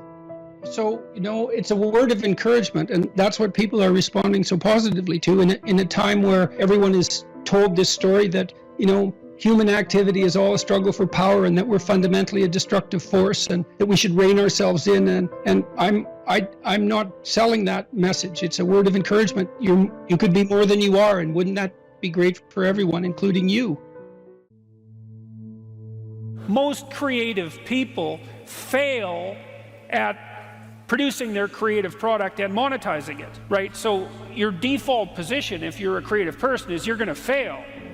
And that's because it's hard to come up with something new, and it's hard to present it to the market at the right time, and it's hard to market it. Like, those things are really, really difficult. And so what successful entrepreneurs do is they just keep doing it over and over and over and over and over and over and over. And eventually, if they're fortunate, one of their ideas happens to hit the right place at the right time. And so that's also Darwinian in some sense. You know, you're creating all these little enterprises that are sort of alive. They're run by people, after all. And even if your idea is good, that doesn't mean it will be successful. There's so many things that have to be taken into account. So this is partly why persistence, and that's part of conscientiousness, is so useful. It's like, you know, what do they say? If at first you fail, then try again. And that would probably mean try something different rather than the same thing. But persistence is helpful because it enables you to run many, many experiments. And you need to know that the baseline is failure. You know, it's important, because otherwise you'll blame that on yourself. You know, and some of that's useful because there's probably some things that you could improve about yourself, but it's very difficult to go from 0 to 1, you know. If you're starting out as a salesperson, for example, the hardest sale is the first customer, and then, you know, they get easier with each additional customer. You got to know that there are differences in intelligence. It's really important. If you go into a job and you're not smart enough for that job, you're going to have one bloody miserable time. And you're going to make life wretched for the people around you because you won't be able to handle the position. But what you really want to do, as far as I can tell, if you want to maximize your chances for both success and let's say well-being, is you want to find a strata of occupation in which you would have an intelligence that would put you in the upper quartile. That's perfect. Then you're a big fish in a small pond. And you don't want to be the stupidest guy in the room. It's a bloody rough place to be. So, and you probably don't want to be the smartest guy in the room either, because what that probably means is you should be in a different room. If you want to be the best at what you're doing, bar none, then having an IQ of above 145 is a necessity, and maybe you're pushing 160 in some situations, and maybe that's making you one person in 10,000 or even one person in 100,000. And then also, to really be good at it, you probably have to be reasonably stress tolerant and also somewhat conscientious. There's nothing you can possibly do to become more deadly than to improve your facility with language. And the way you do that is by reading, especially great things, and by writing, and by thinking, and by speaking, for that matter. But how could that not be viewed as absolutely central to what education is about? You want to be inarticulate and stumble over everything that you try to think and communicate? Yeah. How are you going to get anywhere? You don't even know who you are under those circumstances. You're this massive feeling that's expressing itself, you know, maybe in violence because you can't find the words. And you stumble around and bump into things, and you're clunky and dull, and you're not witty. You don't sparkle. It's from the uphill climb that we derive our value, and I mean this technically. So almost all the positive emotion we feel, especially the emotion that fills us with enthusiasm, and that's experienced in relationship to a goal. And so in some sense, you want a goal that you can never attain. So you can always move closer to the goal that recedes as you move towards it. You think, well, that's frustrating. It's like Sisyphus pushing the rock uphill. But it's not, because as you pursue that goal, you put yourself together and your life does get better and richer and more abundant. And that's why the highest levels of virtue and goal are in some sense transcendent. You want them to be above everything you're doing so you can continually move towards something that's more sublime and better. That's what you are. You're here to live, not to sleep. And the problem with the vision of Mai Tais on the beach is that, well, first of all, that's a vision of drug-induced unconsciousness. Second, it's only going to work for about a week. Third, you're going to be a laughingstock in a month and depressed and aimless and goalless. You want a horizon of ever expanding possibility. And so it does happen to people because they've staked their soul on the attainment of an instrumental goal. And it can be a pretty high order goal, but then you think, now I'm there, now what? Well, the answer can't be, well, I'm going to live in the lap of luxury and never have to leave the face. What do you want to be, a giant infant with a gold bottle? You never have to do anything but lay in your back and suck. It's like, you see the problem with that as a conceptualization. It's no, you want to be like an active warrior moving uphill with your sword in hand. And that's dynamic, that's exciting. One of the rules, I think it's rule 4, is compare yourself to who you were yesterday and not to who someone else is today. And see, that's a game you can win. The possibility that you can make yourself slightly better on a continual basis is, I think that's something that's accessible to everyone. I think that's equivalent to leading a virtuous life. And there is something to be said for virtue and truth, you know, and that is one thing. Another thing that I've noticed about people who've been phenomenally successful is that they really do everything they can to live a truthful life. And you can get a bloody long ways by being honest. Lay a disciplinary structure on yourself, get the chaos in check, and then you can move towards a state that's freer. It's discipline first. Like, look, if you're going to become a concert pianist, there's going to be several thousand hours of extraordinarily disciplined practice. That's the imposition of order on your potential, let's say. But what comes out of that is a much grander freedom. And so in virtually every freedom that you have in life that's true freedom is purchased at the price of discipline. But it's not some casual self-help doctrine. It's that if you don't organize yourself properly, you'll pay for it, and in a big way, and so will the people around you. And I would say, start where you can start. You know, if something announces itself to you as in need of repair, that you could repair, then hey, fix it. You fix 100 things like that, your life will be a lot different. Now, I often tell people too, fix the things you repeat every day, because people tend to think of those as trivial. You get up, you brush your teeth, you have your breakfast, you know, you have your routines that you go through every day. Well, those probably constitute 50% of your life. And people think, well, they're mundane, I don't need to pay attention to them. It's like, no, that's exactly wrong. The things you do every day, Those are the most important things you do, hands down. People are afraid of the truth because often if you reveal it, it causes conflict in the moment. Telling the truth is definitely an adventure. Seeking for sure, but also telling. Another way of going about it is to just say what you think and see what happens. That's an adventure because you don't know what the outcome is going to be. So look, there's this old idea that it's necessary to have faith in the truth. And so here's a way of thinking about that. Someone asks you a question and you might think, well, here's the outcome I want, and so here's how I'm going to answer that question. So that's one way of approaching it. But another way of approaching it is, you ask me a question, I'm going to think about the answer, and I'm just going to tell you what I think. And it doesn't matter what the outcome is, because I'm willing to see what the outcome will be, predicated on the idea that there isn't a better outcome than the one that truth produces. Even if it's harsh and terrible in the short term, and sometimes it is, it's like there isn't a better way of doing it. Now, you might say, well, how do you know that? And the answer is, well, I don't know that. That's why it's an article of faith, because I believe, and I believe this deeply, the being that you produce as a consequence of telling the truth is good by definition, even though it's harsh and often uncomfortable because you get in trouble. One of the things that I've really learned recently, or learned to articulate better, is that there's a very tight relationship between aspiration and responsibility. The first question might be, do you need to aspire to something? And the answer is, well, yes, because you have to do something. If you just sit there, you'll die. You can't just sit there. You have to go act out in the world. Okay, so act towards what? Well, that's whatever your aspiration is. You have to have an aim.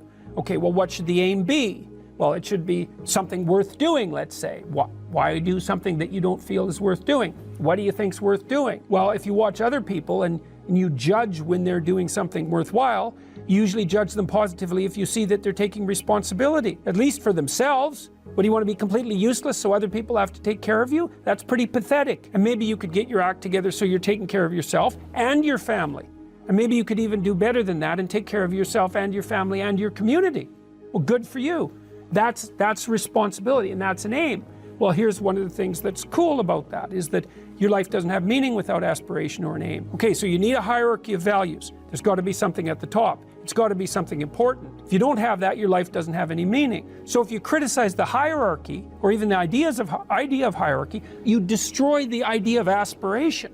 And then people have nothing. Well, that's not helpful. People are built for a struggle and they're built for a weight, and you want to take on a heavy burden voluntarily. See if you can put yourself together. See what you can do out in the world while you're waiting to die. It's an all-in game. It better be worthwhile. Your attention, for example, is mediated by unconscious forces. And you know that perfectly well. And this is another Freudian observation. You know, if you're sitting down to study, for example, your conscious intent is to study. But you know perfectly well that all sorts of distraction fantasies are going to enter the theater of your imagination non-stop and annoyingly. And there isn't really a lot you can do about that except maybe wait it out. You know, so you'll be sitting there reading and your attention will flicker away. You'll think about, I don't know, maybe you want to watch Jane the Virgin on Netflix or something like that, or maybe it's time to have a peanut butter sandwich, or you should get the dust bunnies out from underneath the bed, or it's time to go outside and have a cigarette, or maybe it's time for a cup of coffee, or it's like all these subsystems in you that would like something aren't very happy just to sit there while you read this thing that you're actually bored by, and so they pop up and try to take control of your perceptions and your actions non-stop. Maybe you think, well, this is a stupid course anyways. Why do I have to read this damn paper? And what am I doing in university? And what's the point of life? It's like you can really get going if you're trying to avoid doing your homework. And then you might think, well, what is it in you that's trying to avoid? Because after all, you took the damn course and you told yourself to sit down. Why don't you listen? Well, because you're a mess. That's basically why. You haven't got control over yourself at all. And no more than I have control over this laptop. Okay, so there's the memory function of the unconscious, and there's the dissolutive function. That's an interesting one. The unconscious contains habits, once voluntary, now automatized, and dissociated elements of the personality, which may lead a parasitic existence. That's an interesting one. I would relate that more to procedural memory. You know, so what you've done is practice certain habits, whatever they might be, let's call them bad habits, and you like those things to get under control, but you can't. So maybe when you're speaking, for example, you use like and you know, and you say a lot. And you've practiced that, so you're really good at it, and you'd like to stop it, but you don't get to, because you've built that little machine right into your being, right? It's neurologically wired, and it's not under conscious control, and anything you practice becomes that. It becomes part of you, and that's another element of the unconscious, a different part. And then there's a creative part, which is that, well, you know, you're sitting around and maybe you're trying to write something, or maybe you want to produce a piece of art or a piece of music, or maybe you're just laying in bed dreaming, and you have all these weird ideas, and especially in dreams, it's like, where do those things come from? And even more strange, one of the things that's really weird about dreams, and almost impossibly weird, is that you're an observer in the dream. It's like a dream is something that happens to you. Well, you're dreaming it, theoretically, so how is it that you can be an observer? It's almost like you're watching a video game or a movie, but you're producing it, at least in principle, although the psychoanalysts would say, well, no, not exactly. Your ego isn't producing it. Your unconscious is producing it. It's a different thing. It's a different thing. And of course, Jung would say, well, it's deeper than that. The collective unconscious might be producing it. It's, in some sense, it isn't you exactly, or it isn't the you that you think of when you think of you. And that's the ego from the Freudian perspective, the you that you identify with. That's the ego. And outside of that is the unconscious. The id, that's more the place of impulses, and you could think about those as the biological subsystems that can derail your thinking, right? And that govern things like hunger and sex and aggression, and your basic instincts is another way of putting it. And it's a reasonable way of thinking about it, because these are subsystems that you share with animals. You share them certainly with mammals. You share most of them with reptiles. You share a lot of them with amphibians, and even going all the way down to crustaceans. There's commonality, for example, in the dominance hierarchy circuits. And so these are very, very old things. And the idea that you're in control of them is, well, you're not exactly in control of them. And I would say the less integrated you are, the less you're in control of them, and the more they're in control of you. And that can get really out of hand, you know. You can be, like with people who have obsessive compulsive disorder, for example, which seems to be, I would say, the dissolutive elements in some sense of the unconscious, the way that it's portrayed here. Poor people with obsessive compulsive disorder, they can spend half their time doing things that they can't really control, and they have very strong impulses to do them, and it's very hard on them to block them. You know, they'll almost panic if those things are blocked. And then you have people with Tourette's syndrome, you know, that they'll be doing all sorts of weird dances and spouting off obscenities and imitating people without being able to control it, and sometimes a little bit of antipsychotic medication can dampen that down, but it's as if there are these autonomous semi-spirits inside of them that grip control over their behavior and make them do things. And you know, you find that to some degree in your own life, because maybe you've become very attracted to someone, even maybe you don't want to be attracted to the person, and then you find yourself, you know, texting them when you know perfectly well that you should be going to bed, and you know, you're in a grip of something, and you can't control it, and that's all part of the unconscious and all part of what Freud was studying. People don't get what they want is because they don't actually figure out what it is. And the probability that you're going to get what would be good for you, let's say, which would even be better than what you want, right? Because, you know, you might be wrong about what you want easily, but maybe you could get what would really be good for you. Well, why don't you? Well, because you don't try. You don't think, okay, here's what I would like if I could have it. And I don't mean in a way that you manipulate the world to force it to deliver you goods for status or something like that. That isn't what I mean. I mean something like, imagine that you were taking care of yourself like you were someone you actually cared for. And then you thought, okay, I'm caring for this person. I would like things to go as well for them as possible. What would their life have to be like in order for that to be the case? Well, people don't do that. They don't sit down and think, all right, you know, let's figure it out. You've got a life. It's hard, obviously. It's like 3 years from now, you can have what you need. You got to be careful about it. You can't have everything.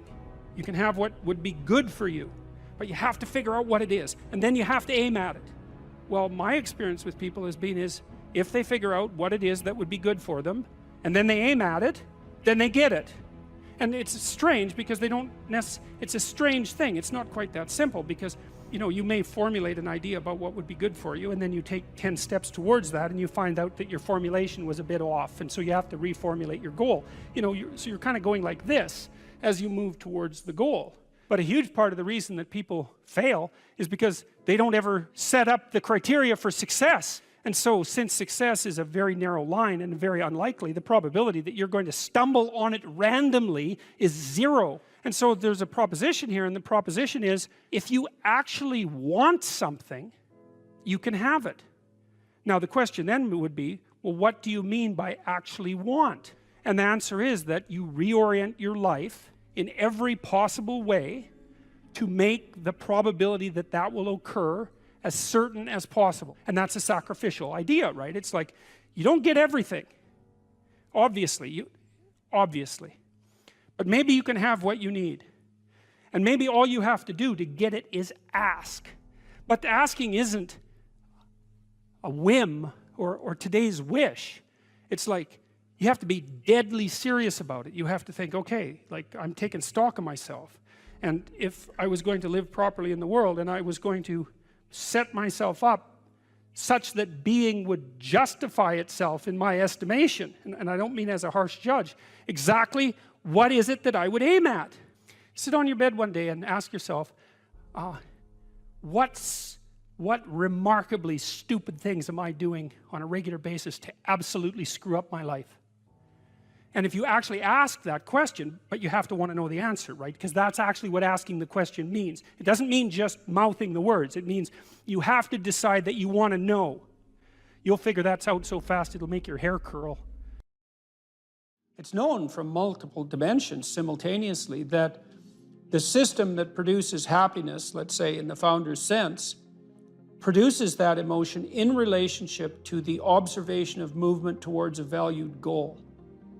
And so you can derive some conclusions from that. The first is that without a goal, there's no happiness, by definition, because happiness marks movement towards a valued goal. The next is, well, the higher the goal, the more value there is in the observation of movement towards it. And so out of that, you might ask, well, then what's the highest goal? Because why don't we go for that? Well, then you could say, well, you should do your best for the best. You might say, well, that's just to make me hedonically happy. It's like, well, wait a second, you know, cocaine will work for that, because it actually even activates this system. But what about tomorrow and next week and next month? And so the problem with hedonism as a goal is, first of all, it vanishes when you're suffering. But even failing that, if you're serving yourself hedonically in the narrow sense, it's just about me and my pleasure. It's like, okay, which you? Today's you, tomorrow's you, next week's you, next month's you. What about next year, 5 years from now, 10 years from now? You're going to lead a hedonic and dissolute life, and what are you going to be, a burnt-out shell and a wreck, a dismal wreck in 10 years? Because that's what'll happen. And so if you don't construe yourself as a community stretched out across time, then you're not even serving yourself. And if you do construe yourself as a community stretched across time, then serving other people and serving yourself turn out to be exactly the same thing.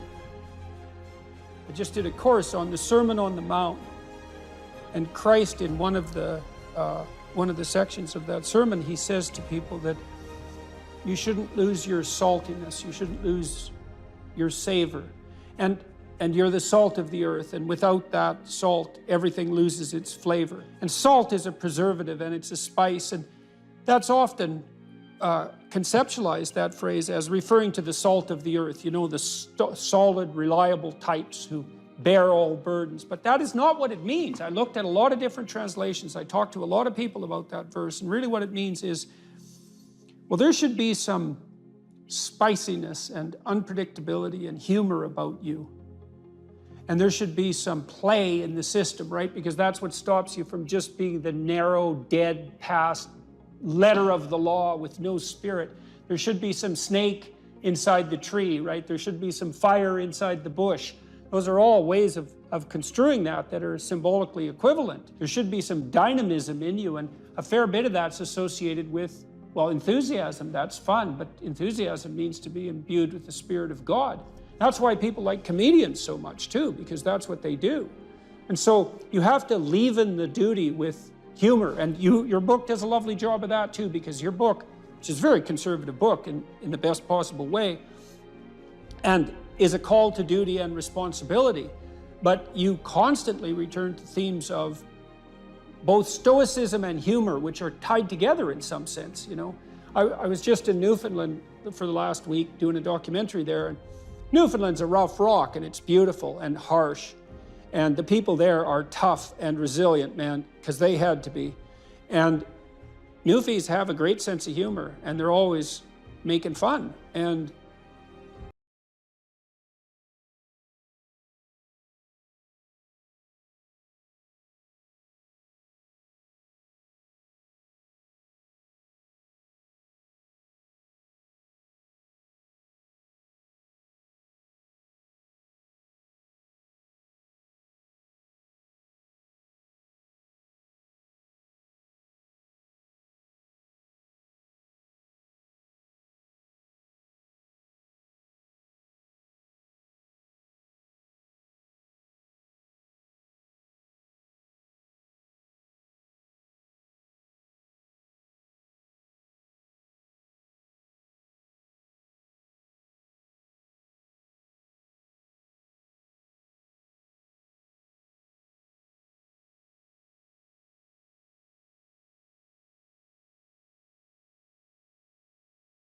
enough more so that you could actually deal with this suffering so it didn't turn into hell and take everything along with it. And there isn't anything more optimistic than that. You say something here, which I think is extremely, I'm going to read something from your book here. It is true that character is to some extent innate. I would say what that does is that it provides each of us with a range of talents and a range of temptations. And so it's something like that. So it's the hand we're dealt, and there's certainly a genetic element to that. Our genetic makeup imbues in us certain proclivities, but it is as true that character is mostly a consequence of choices. Strangely enough, we all make them, and we should make them deliberately, with the knowledge that these choices are part of our responsibility toward a purpose other than our own selfish aims. That responsibility is to your family, friends, community, and country. That's something that conservatives put forward as a pathway to virtue, you know. And what's so interesting about that, as far as I'm concerned, as an antidote to atomistic liberalism, let's say, that hyper-privileges the individual, is that it's definitely been my observation as a clinical psychologist that in the depths of misery, the capability that you have to be of service to other people, your family, your friends, your community, your country, that's actually a saving grace under such circumstances. You know, and that people really find a deep and abiding meaning in that service. So it's not just finger wagging and the pointing towards duty. It's like, no, you don't understand that if you're in desperate straits, if your life has fallen apart, if you're nihilistic and miserable, and maybe you have your bloody reasons, because maybe you do, that's still the case that if you step outside yourself and you try to make the lives of other people better, that's the best possible thing that you can do for yourself.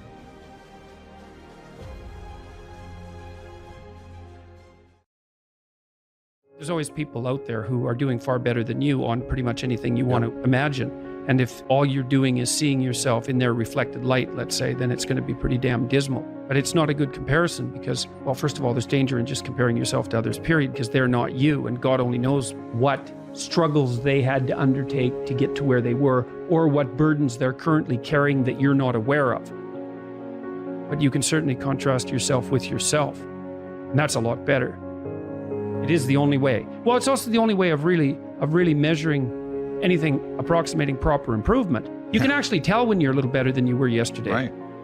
And you can actually do that. That's another thing that's so interesting about it, is that you can actually make yourself a little better in some way, pretty much, well, I don't know if it's at every moment, but you can certainly do it every day. You're quite different from other people, and you shouldn't be comparing yourself to them because they're not like you. You know, they don't have your family. They don't have your temperament. They don't have your troubles. They don't have your abilities. The only person that has those is you. compare yourself to who you were yesterday and not to who someone else is today. And see, that's a game you can win.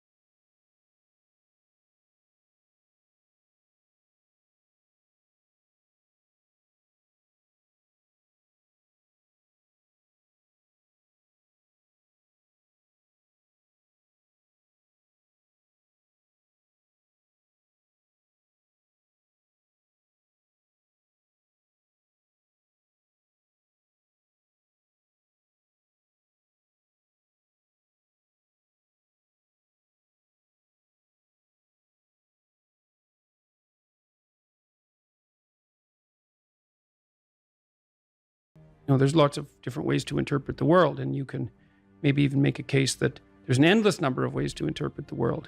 And the problem with that is that it kind of disorients you in terms of what you should be doing.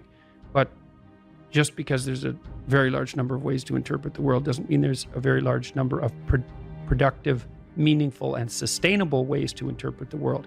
And one of the things you do have to do is figure out how you can conduct yourself today so that you don't upset the apple cart in a week or a month or a year. And so, you know, what you do in some sense psychologically is you admit to yourself that your current frame of reference is faulty. Mm-hmm. And then you start opening the door to a different kind of thinking, which is more creative thinking. It's more lateral thinking. Saying, well, I'm wrong, but that's not necessarily a problem because I could be right if I thought some other way. Well, you know, that's great. Often it works. Yeah. And there's almost no end to the utility of trying to figure out which ways that you're wrong. Yeah. Because there's lots of them. And every time you discover one, then you don't have to be quite so wrong anymore. That's a really good deal. Yeah. It's from the uphill climb that we derive our value, and I mean this technically. So almost all the positive emotion we feel, especially the emotion that fills us with enthusiasm, and that's experienced in relationship to a goal. And so in some sense, you want a goal that you can never attain. So you can always move closer to the goal that recedes as you move towards it. You think, well, that's frustrating. It's like Sisyphus pushing the rock uphill. But it's not, because as you pursue that goal, you put yourself together and your life does get better and richer and more abundant. And that's why the highest levels of virtue and goal are in some sense transcendent. You want them to be above everything you're doing so you can continually move towards something that's more sublime and better. That's what you are. You're here to live, not to sleep. And the problem with the vision of Mai Tais on the beach is that, well, first of all, that's a vision of drug-induced unconsciousness. Second, it's only going to work for about a week. Third, you're going to be a laughingstock in a month and depressed and aimless and goalless. You want a horizon of ever expanding possibility. And so it does happen to people because they've staked their soul on the attainment of an instrumental goal. And it can be a pretty high order goal, but then you think, now I'm there, now what?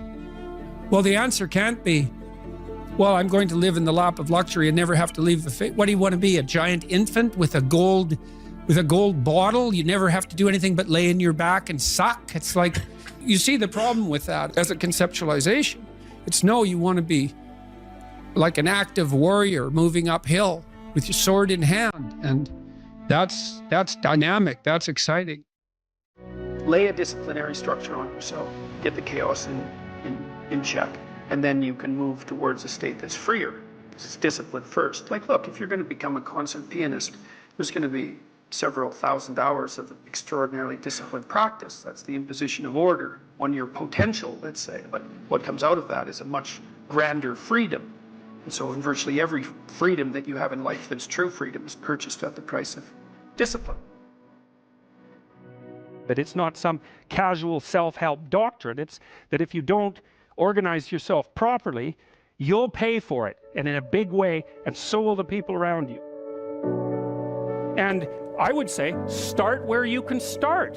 You know, if something announces itself to you as in need of repair, that you could repair, then hey, fix it. You fix 100 things like that, your life will be a lot different. Now, I often tell people too, fix the things you repeat every day, because people tend to think of those as trivial. You get up, you brush your teeth, you have your breakfast, you know, you have your routines that you go through every day.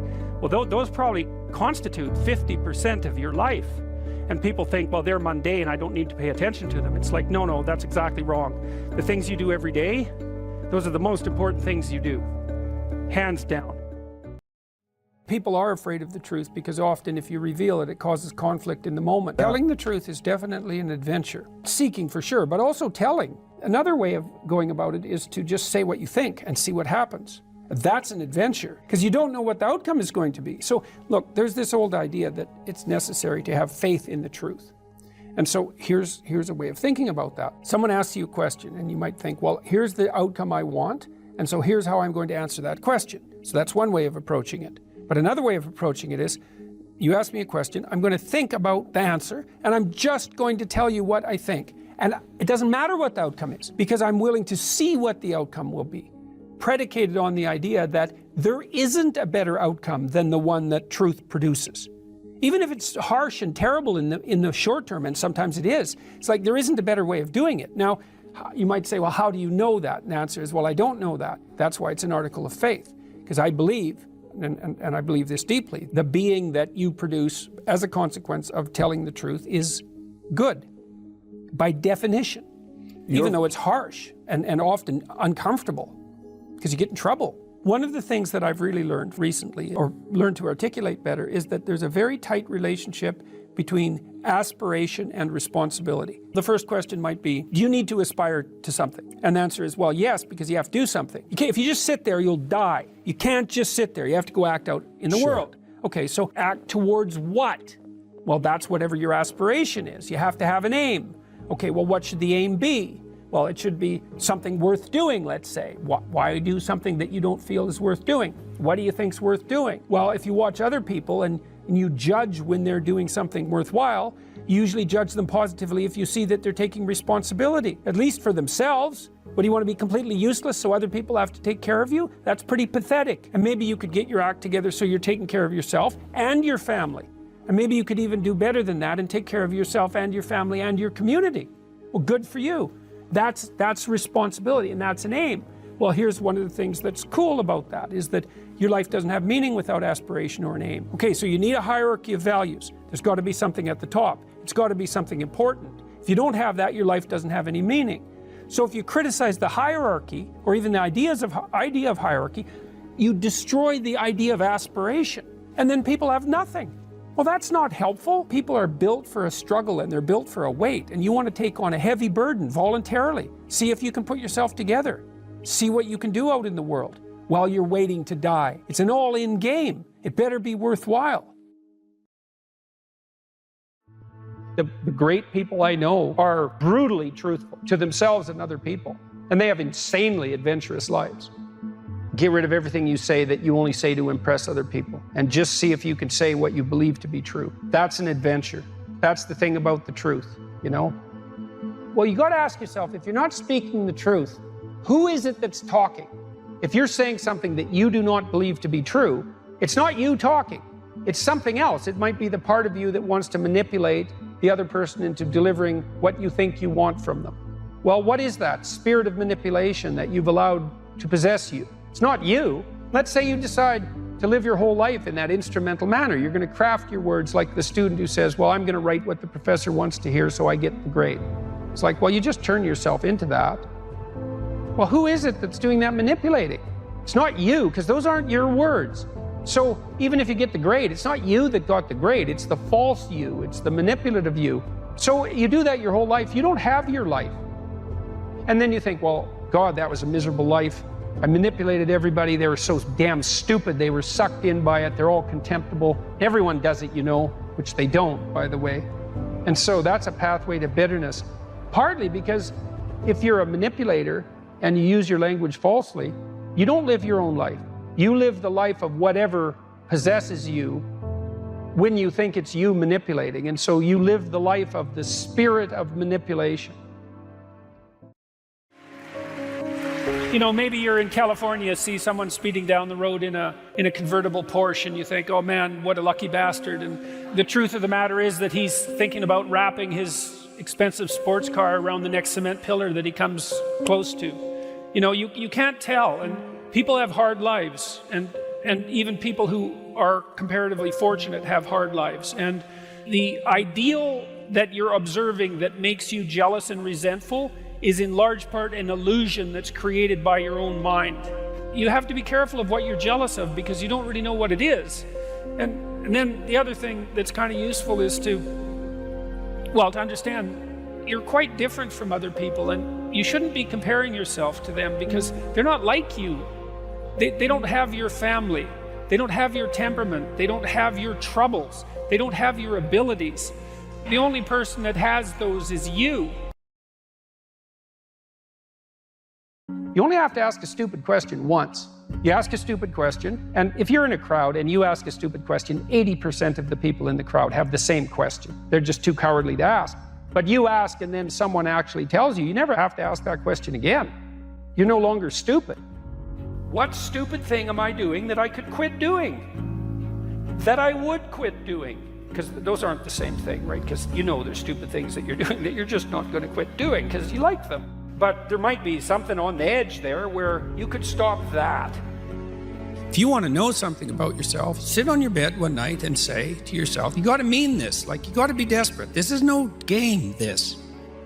My life is not everything I want it to be, and perhaps it's not everything that I need it to be. And by need, I mean my life is so unbearable that the suffering that's attendant upon that is make me nihilistic, cynical, bitter, resentful, driving the proclivity to see evil everywhere except within my own heart. Like, these are problems, man. And you ask yourself, you sit on the bed and say, okay, man, I'm ready to learn something. What's one thing I'm doing wrong that I know I'm doing wrong, that I could fix, that I would fix? It's like, you meditate on that, you'll get an answer. And it won't be one you want, but it'll be the necessary one. You know, and it's often something that will point you to small things. Like, that works. You start making those micro improvements, like real micro improvements, real on the ground, actual micro improvements to things you know that are wrong, you'll improve unbelievably rapidly. Your attention, for example, is mediated by unconscious forces. And you know that perfectly well. And this is another Freudian observation. You know, if you're sitting down to study, for example, your conscious intent is to study. But you know perfectly well that all sorts of distraction fantasies are going to enter the theater of your imagination non-stop and annoyingly. And there isn't really a lot you can do about that except maybe wait it out. You know, so you'll be sitting there reading and your attention will flicker away. You'll think about, I don't know, maybe you want to watch Jane the Virgin on Netflix or something like that, or maybe it's time to have a peanut butter sandwich, or you should get the dust bunnies out from underneath the bed, or it's time to go outside and have a cigarette, or maybe it's time for a cup of coffee, or it's like all these subsystems in you that would like something aren't very happy just to sit there while you read this thing that you're actually bored by, and so they pop up and try to take control of your perceptions and your actions non-stop. Maybe you think, well, this is a stupid course anyways, why do I have to read this damn paper, and what am I doing in university, and what's the point of life? It's like you can really get going if you're trying to avoid doing your homework, and then you might think, well, what is it in you that's trying to avoid? Because after all, you took the damn course and you told yourself to sit down. Why don't you listen? Well, because you're a mess. That's basically why. You haven't got control over yourself at all. And no more than I have control over this laptop. Okay, so there's the memory function of the unconscious, and there's the dissolutive function. That's an interesting one. The unconscious contains habits, once voluntary, now automatized, and dissociated elements of the personality, which may lead a parasitic existence. That's an interesting one. I would relate that more to procedural memory. You know, so what you've done is practice certain habits, whatever they might be. Let's call them bad habits. And you like those things to get under control, but you can't. So maybe when you're speaking, for example, you use like and you know, and you say a lot. And you've practiced that, so you're really good at it. And you'd like to stop it, but you don't get to, because you've built that little machine right into your being, right? It's neurologically wired, and it's not under conscious control. And anything you practice becomes that. It becomes part of you, and that's another element of the unconscious, a different part. And then there's a creative part, which is that, well, you know, you're sitting around and maybe you're trying to write something, or maybe you want to produce a piece of art or a piece of music, or maybe you're just laying in bed dreaming, and you have all these weird ideas, and especially in dreams, it's like, where do those things come from? And even more strange, one of the things that's really weird about dreams, and almost impossibly weird, is that you're an observer in the dream. It's like a dream is something that happens to you. Well, you're dreaming it, theoretically, so how is it that you can be an observer? It's almost like you're watching a video game or a movie, but you're producing it, at least in principle, although the psychoanalysts would say, well, no, not exactly. Your ego isn't producing it. Your unconscious is producing it. It's a different thing. It's a different thing. And of course, Jung would say, well, it's deeper than that. The collective unconscious might be producing it. It's, in some sense, it isn't you exactly, or it isn't the you that you think of when you think of you. And that's the ego from the Freudian perspective, the you that you identify with. That's the ego. And outside of that is the unconscious. The id, that's more the place of impulses. And you could think about those as the biological subsystems that can derail your thinking, right? And that govern things like hunger and sex and aggression and your basic instincts is another way of putting it. And it's a reasonable way of thinking about it, because these are subsystems that you share with animals. You share them certainly with mammals. You share most of them with reptiles. You share a lot of them with amphibians, and even going all the way down to crustaceans. There's commonality, for example, in the dominance hierarchy circuits. And so these are very, very old things. And the idea that you're in control of them is, well, you're not exactly in control of them. And I would say the less integrated you are, the less you're in control of them, and the more they're in control of you. And that can get really out of hand, you know. You can be, like with people who have obsessive compulsive disorder, for example, which seems to be, I would say, the dissolutive elements in some sense of the unconscious, the way that it's portrayed here. Poor people with obsessive compulsive disorder, they can spend half their time doing things that they can't really control, and they have very strong impulses to do them. And it's very hard on them to block them, you know. They'll almost panic if those things are blocked. And then you have people with Tourette's syndrome, you know, that they'll be doing all sorts of weird dances and spouting off obscenities and imitating people without being able to control it, and sometimes a little bit of antipsychotic medication can dampen that down, but it's as if there are these autonomous semi-spirits inside of them that grip control over their behavior and make them do things. And you know, you find that to some degree in your own life, because maybe you've become very attracted to someone, even maybe you don't want to be attracted to the person, and then you find yourself, you know, texting them when you know perfectly well that you should be going to bed, and you know, you're in a grip of something, and you can't control it, and that's all part of the unconscious. What I learned to do, I think, was to stop saying things that made me weak. I mean, I'm still trying to do that, because I'm always feeling when I talk whether or not the words that I'm saying are either making me align or making me come apart. I think alignment is the right way of conceptualizing it, because I think if you say things that are as true as you can say them, let's say, then they come out of the depths inside of you. Because well, we don't know where thoughts come from. We don't know how far down into your substructure the thoughts emerge. We don't know what processes of physiological alignment are necessary for you to speak from the core of your being. We don't understand any of that. We don't even conceptualize that, but I believe that you can feel that. I decided that I would start practicing not saying things that would make me weak. And what happened was that I had to stop saying almost everything that I was saying. I would say 95% of it. It's a hell of a shock to wake up and realize that, you know, and you might think, well, do you really want all of that to burn off? It's like, well, there's nothing left but a little husk, 5% of you. It's like, well, if that 5% is solid, then maybe that's exactly what you want to have happen. The issue is there are times in your life where you know that the thing that you're saying is not true. It's a deception. It's a lie of some sort, and you're using it to manipulate yourself or another person or the world. And you're also possessed, fully possessed of the idea that you can get away with it. I've dealt with lots of people who have anxiety disorders, and one thing about people who have anxiety disorders is they are not mysterious to me. It's no problem for me to understand why people have anxiety disorders, or why they're depressed, or why they have substance use problems. The mystery to me is always why people don't have all of those things at once, because everybody has a reason to be anxious. In fact, we have the ultimate reason to be anxious because we know that we're vulnerable and we know that we're going to die. And how you cannot be anxious under those circumstances is a great mystery. It's a massive mystery. And the same thing applies with regards to depression. And then the same thing applies to some degree with regards to drug and alcohol abuse. As I said last week, there's plenty of reasons to drown your consciousness in alcohol, that's for sure. We could refer to the aforementioned anxiety and depression, not least. And the sorts of drugs that people are prone to take are chemicals that take the affective edge off the tragedy of life. So back to the issue of fear. Abraham is self-conscious, that's what this commentary says, but the thing is he moves forward despite that. He's self-conscious and he knows the danger, but he moves forward despite that. And that's actually the appropriate response in the face of actual non-naive understanding of what constitutes life. Like if you're naive and you move forward, it's like, well, what the hell do you know? There's no courage in naivety because you don't know what there is to stop you. You don't know what dangers you might apprehend.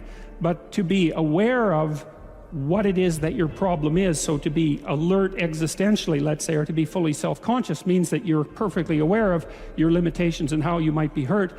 And then to make the decision to move forward into the unknown and the land of the stranger. Anyways, I would say that's one of the secrets to a good life. And I can say that really without fear of contradiction, I would say, because the clinical literature on this is very, very, very clear. What you do with people who are afraid and to some degree depressed, but certainly anxious, is you lay out what they're anxious about, first of all, in detail. What is it that you're afraid of? What might happen? And then you decompose it into small problems, hypothetically manageable problems, and then you have the person expose themselves to the thing that they're afraid of, and what happens isn't that they get less afraid. That isn't what the clinical literature indicates exactly. What happens instead is they get braver. And that's not the same thing, right? Because if you get less afraid, it's like, well, the world isn't as dangerous as I thought it was, silly me. If you get braver, that's not what happens. What happens is, yeah, the damn world's just as dangerous as I thought, or maybe it's even more dangerous than I thought, but it turns out that there's something in me that responds to taking that on as a voluntary challenge and grows and thrives as a consequence. And there's no doubt about this. Even the psychophysiological findings are quite clear. If you impose a stressor on two groups of people, and on one group the stressor is imposed involuntarily, and on the other group the stressor is picked up voluntarily, the people who pick up the stressor voluntarily use a whole different psychophysiological system to deal with it. They use the system that's associated with approach and challenge, and not the system that's associated with defensive aggression and withdrawal. And the system that is associated with challenge is much more associated with positive emotion and much less associated with negative emotion. It's also much less hard on you because the defensive posturing system, the prey animal system, man, when that thing kicks in, it's all systems are go for you, The pedal's pushed down to the metal and the brakes are on. You're using future resources that you could be storing for future time right now in the present to ready yourself for emergency. So there's nothing simple or trivial at all about the idea of being called to move forthrightly forward into the strange and the unknown. And there's a real adventure that's associated with that, right? So that's an exciting thing, which is part of the reason why people travel. And then also to see yourself as the sort of creature that can do that, is willing to do that on a habitual basis, is also the right kind of tonic for, I hate this word, for your self-esteem.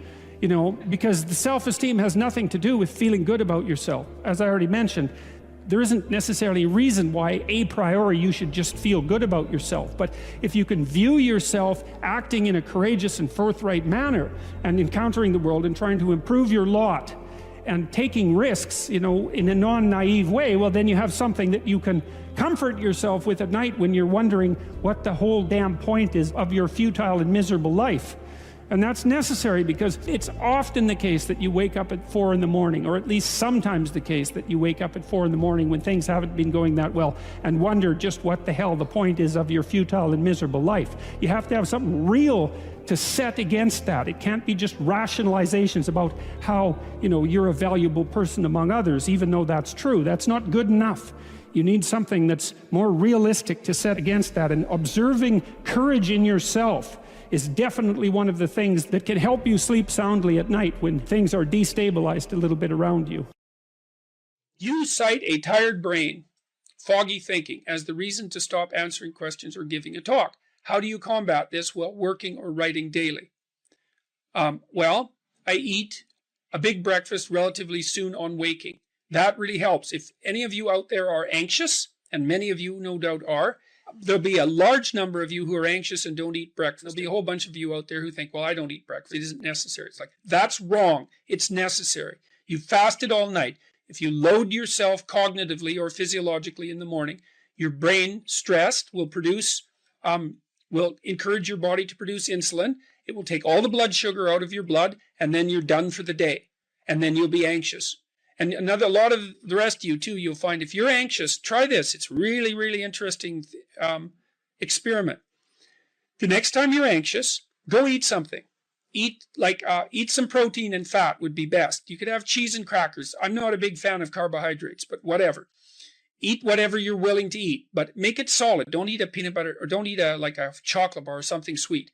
Eat something substantial, a piece of meat, a piece of cheese, some peanut butter, something like that.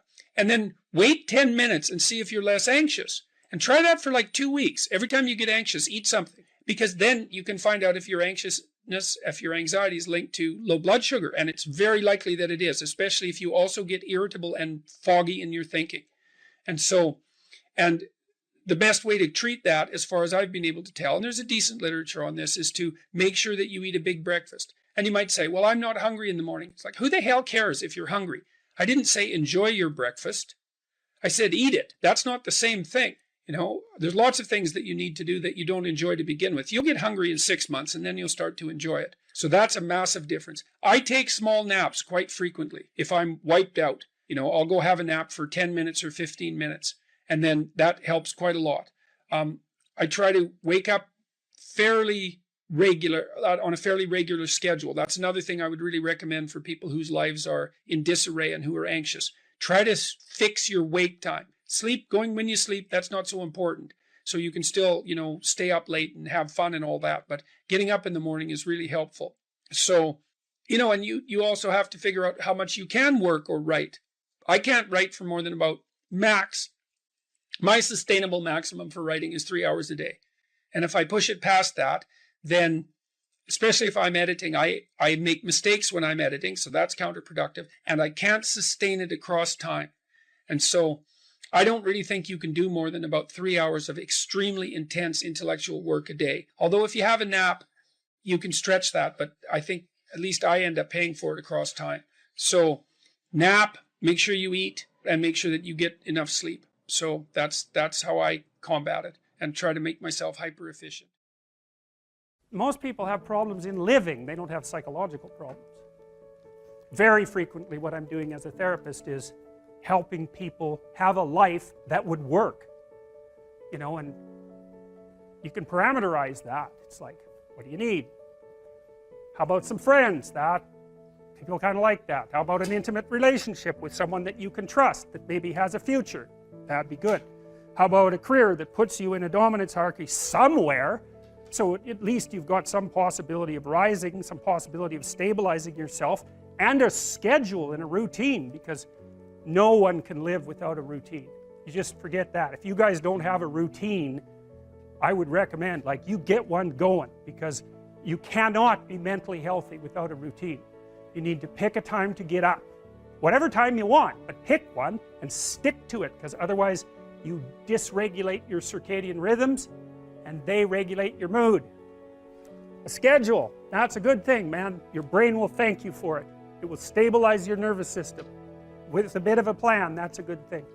Strategizing. Make a career plan. Figure out how to negotiate, because that's bloody important. Figure out how to say what you need. Figure out how to tell the truth to people. Figure out how to listen to your partner in particular, because if you listen to them, they will actually tell you what they want, and sometimes you can give it to them and maybe they'll return the favor. And if you practice that for like 15 years, well, then maybe you're constantly giving each other what you want. Well, hooray, that would be good.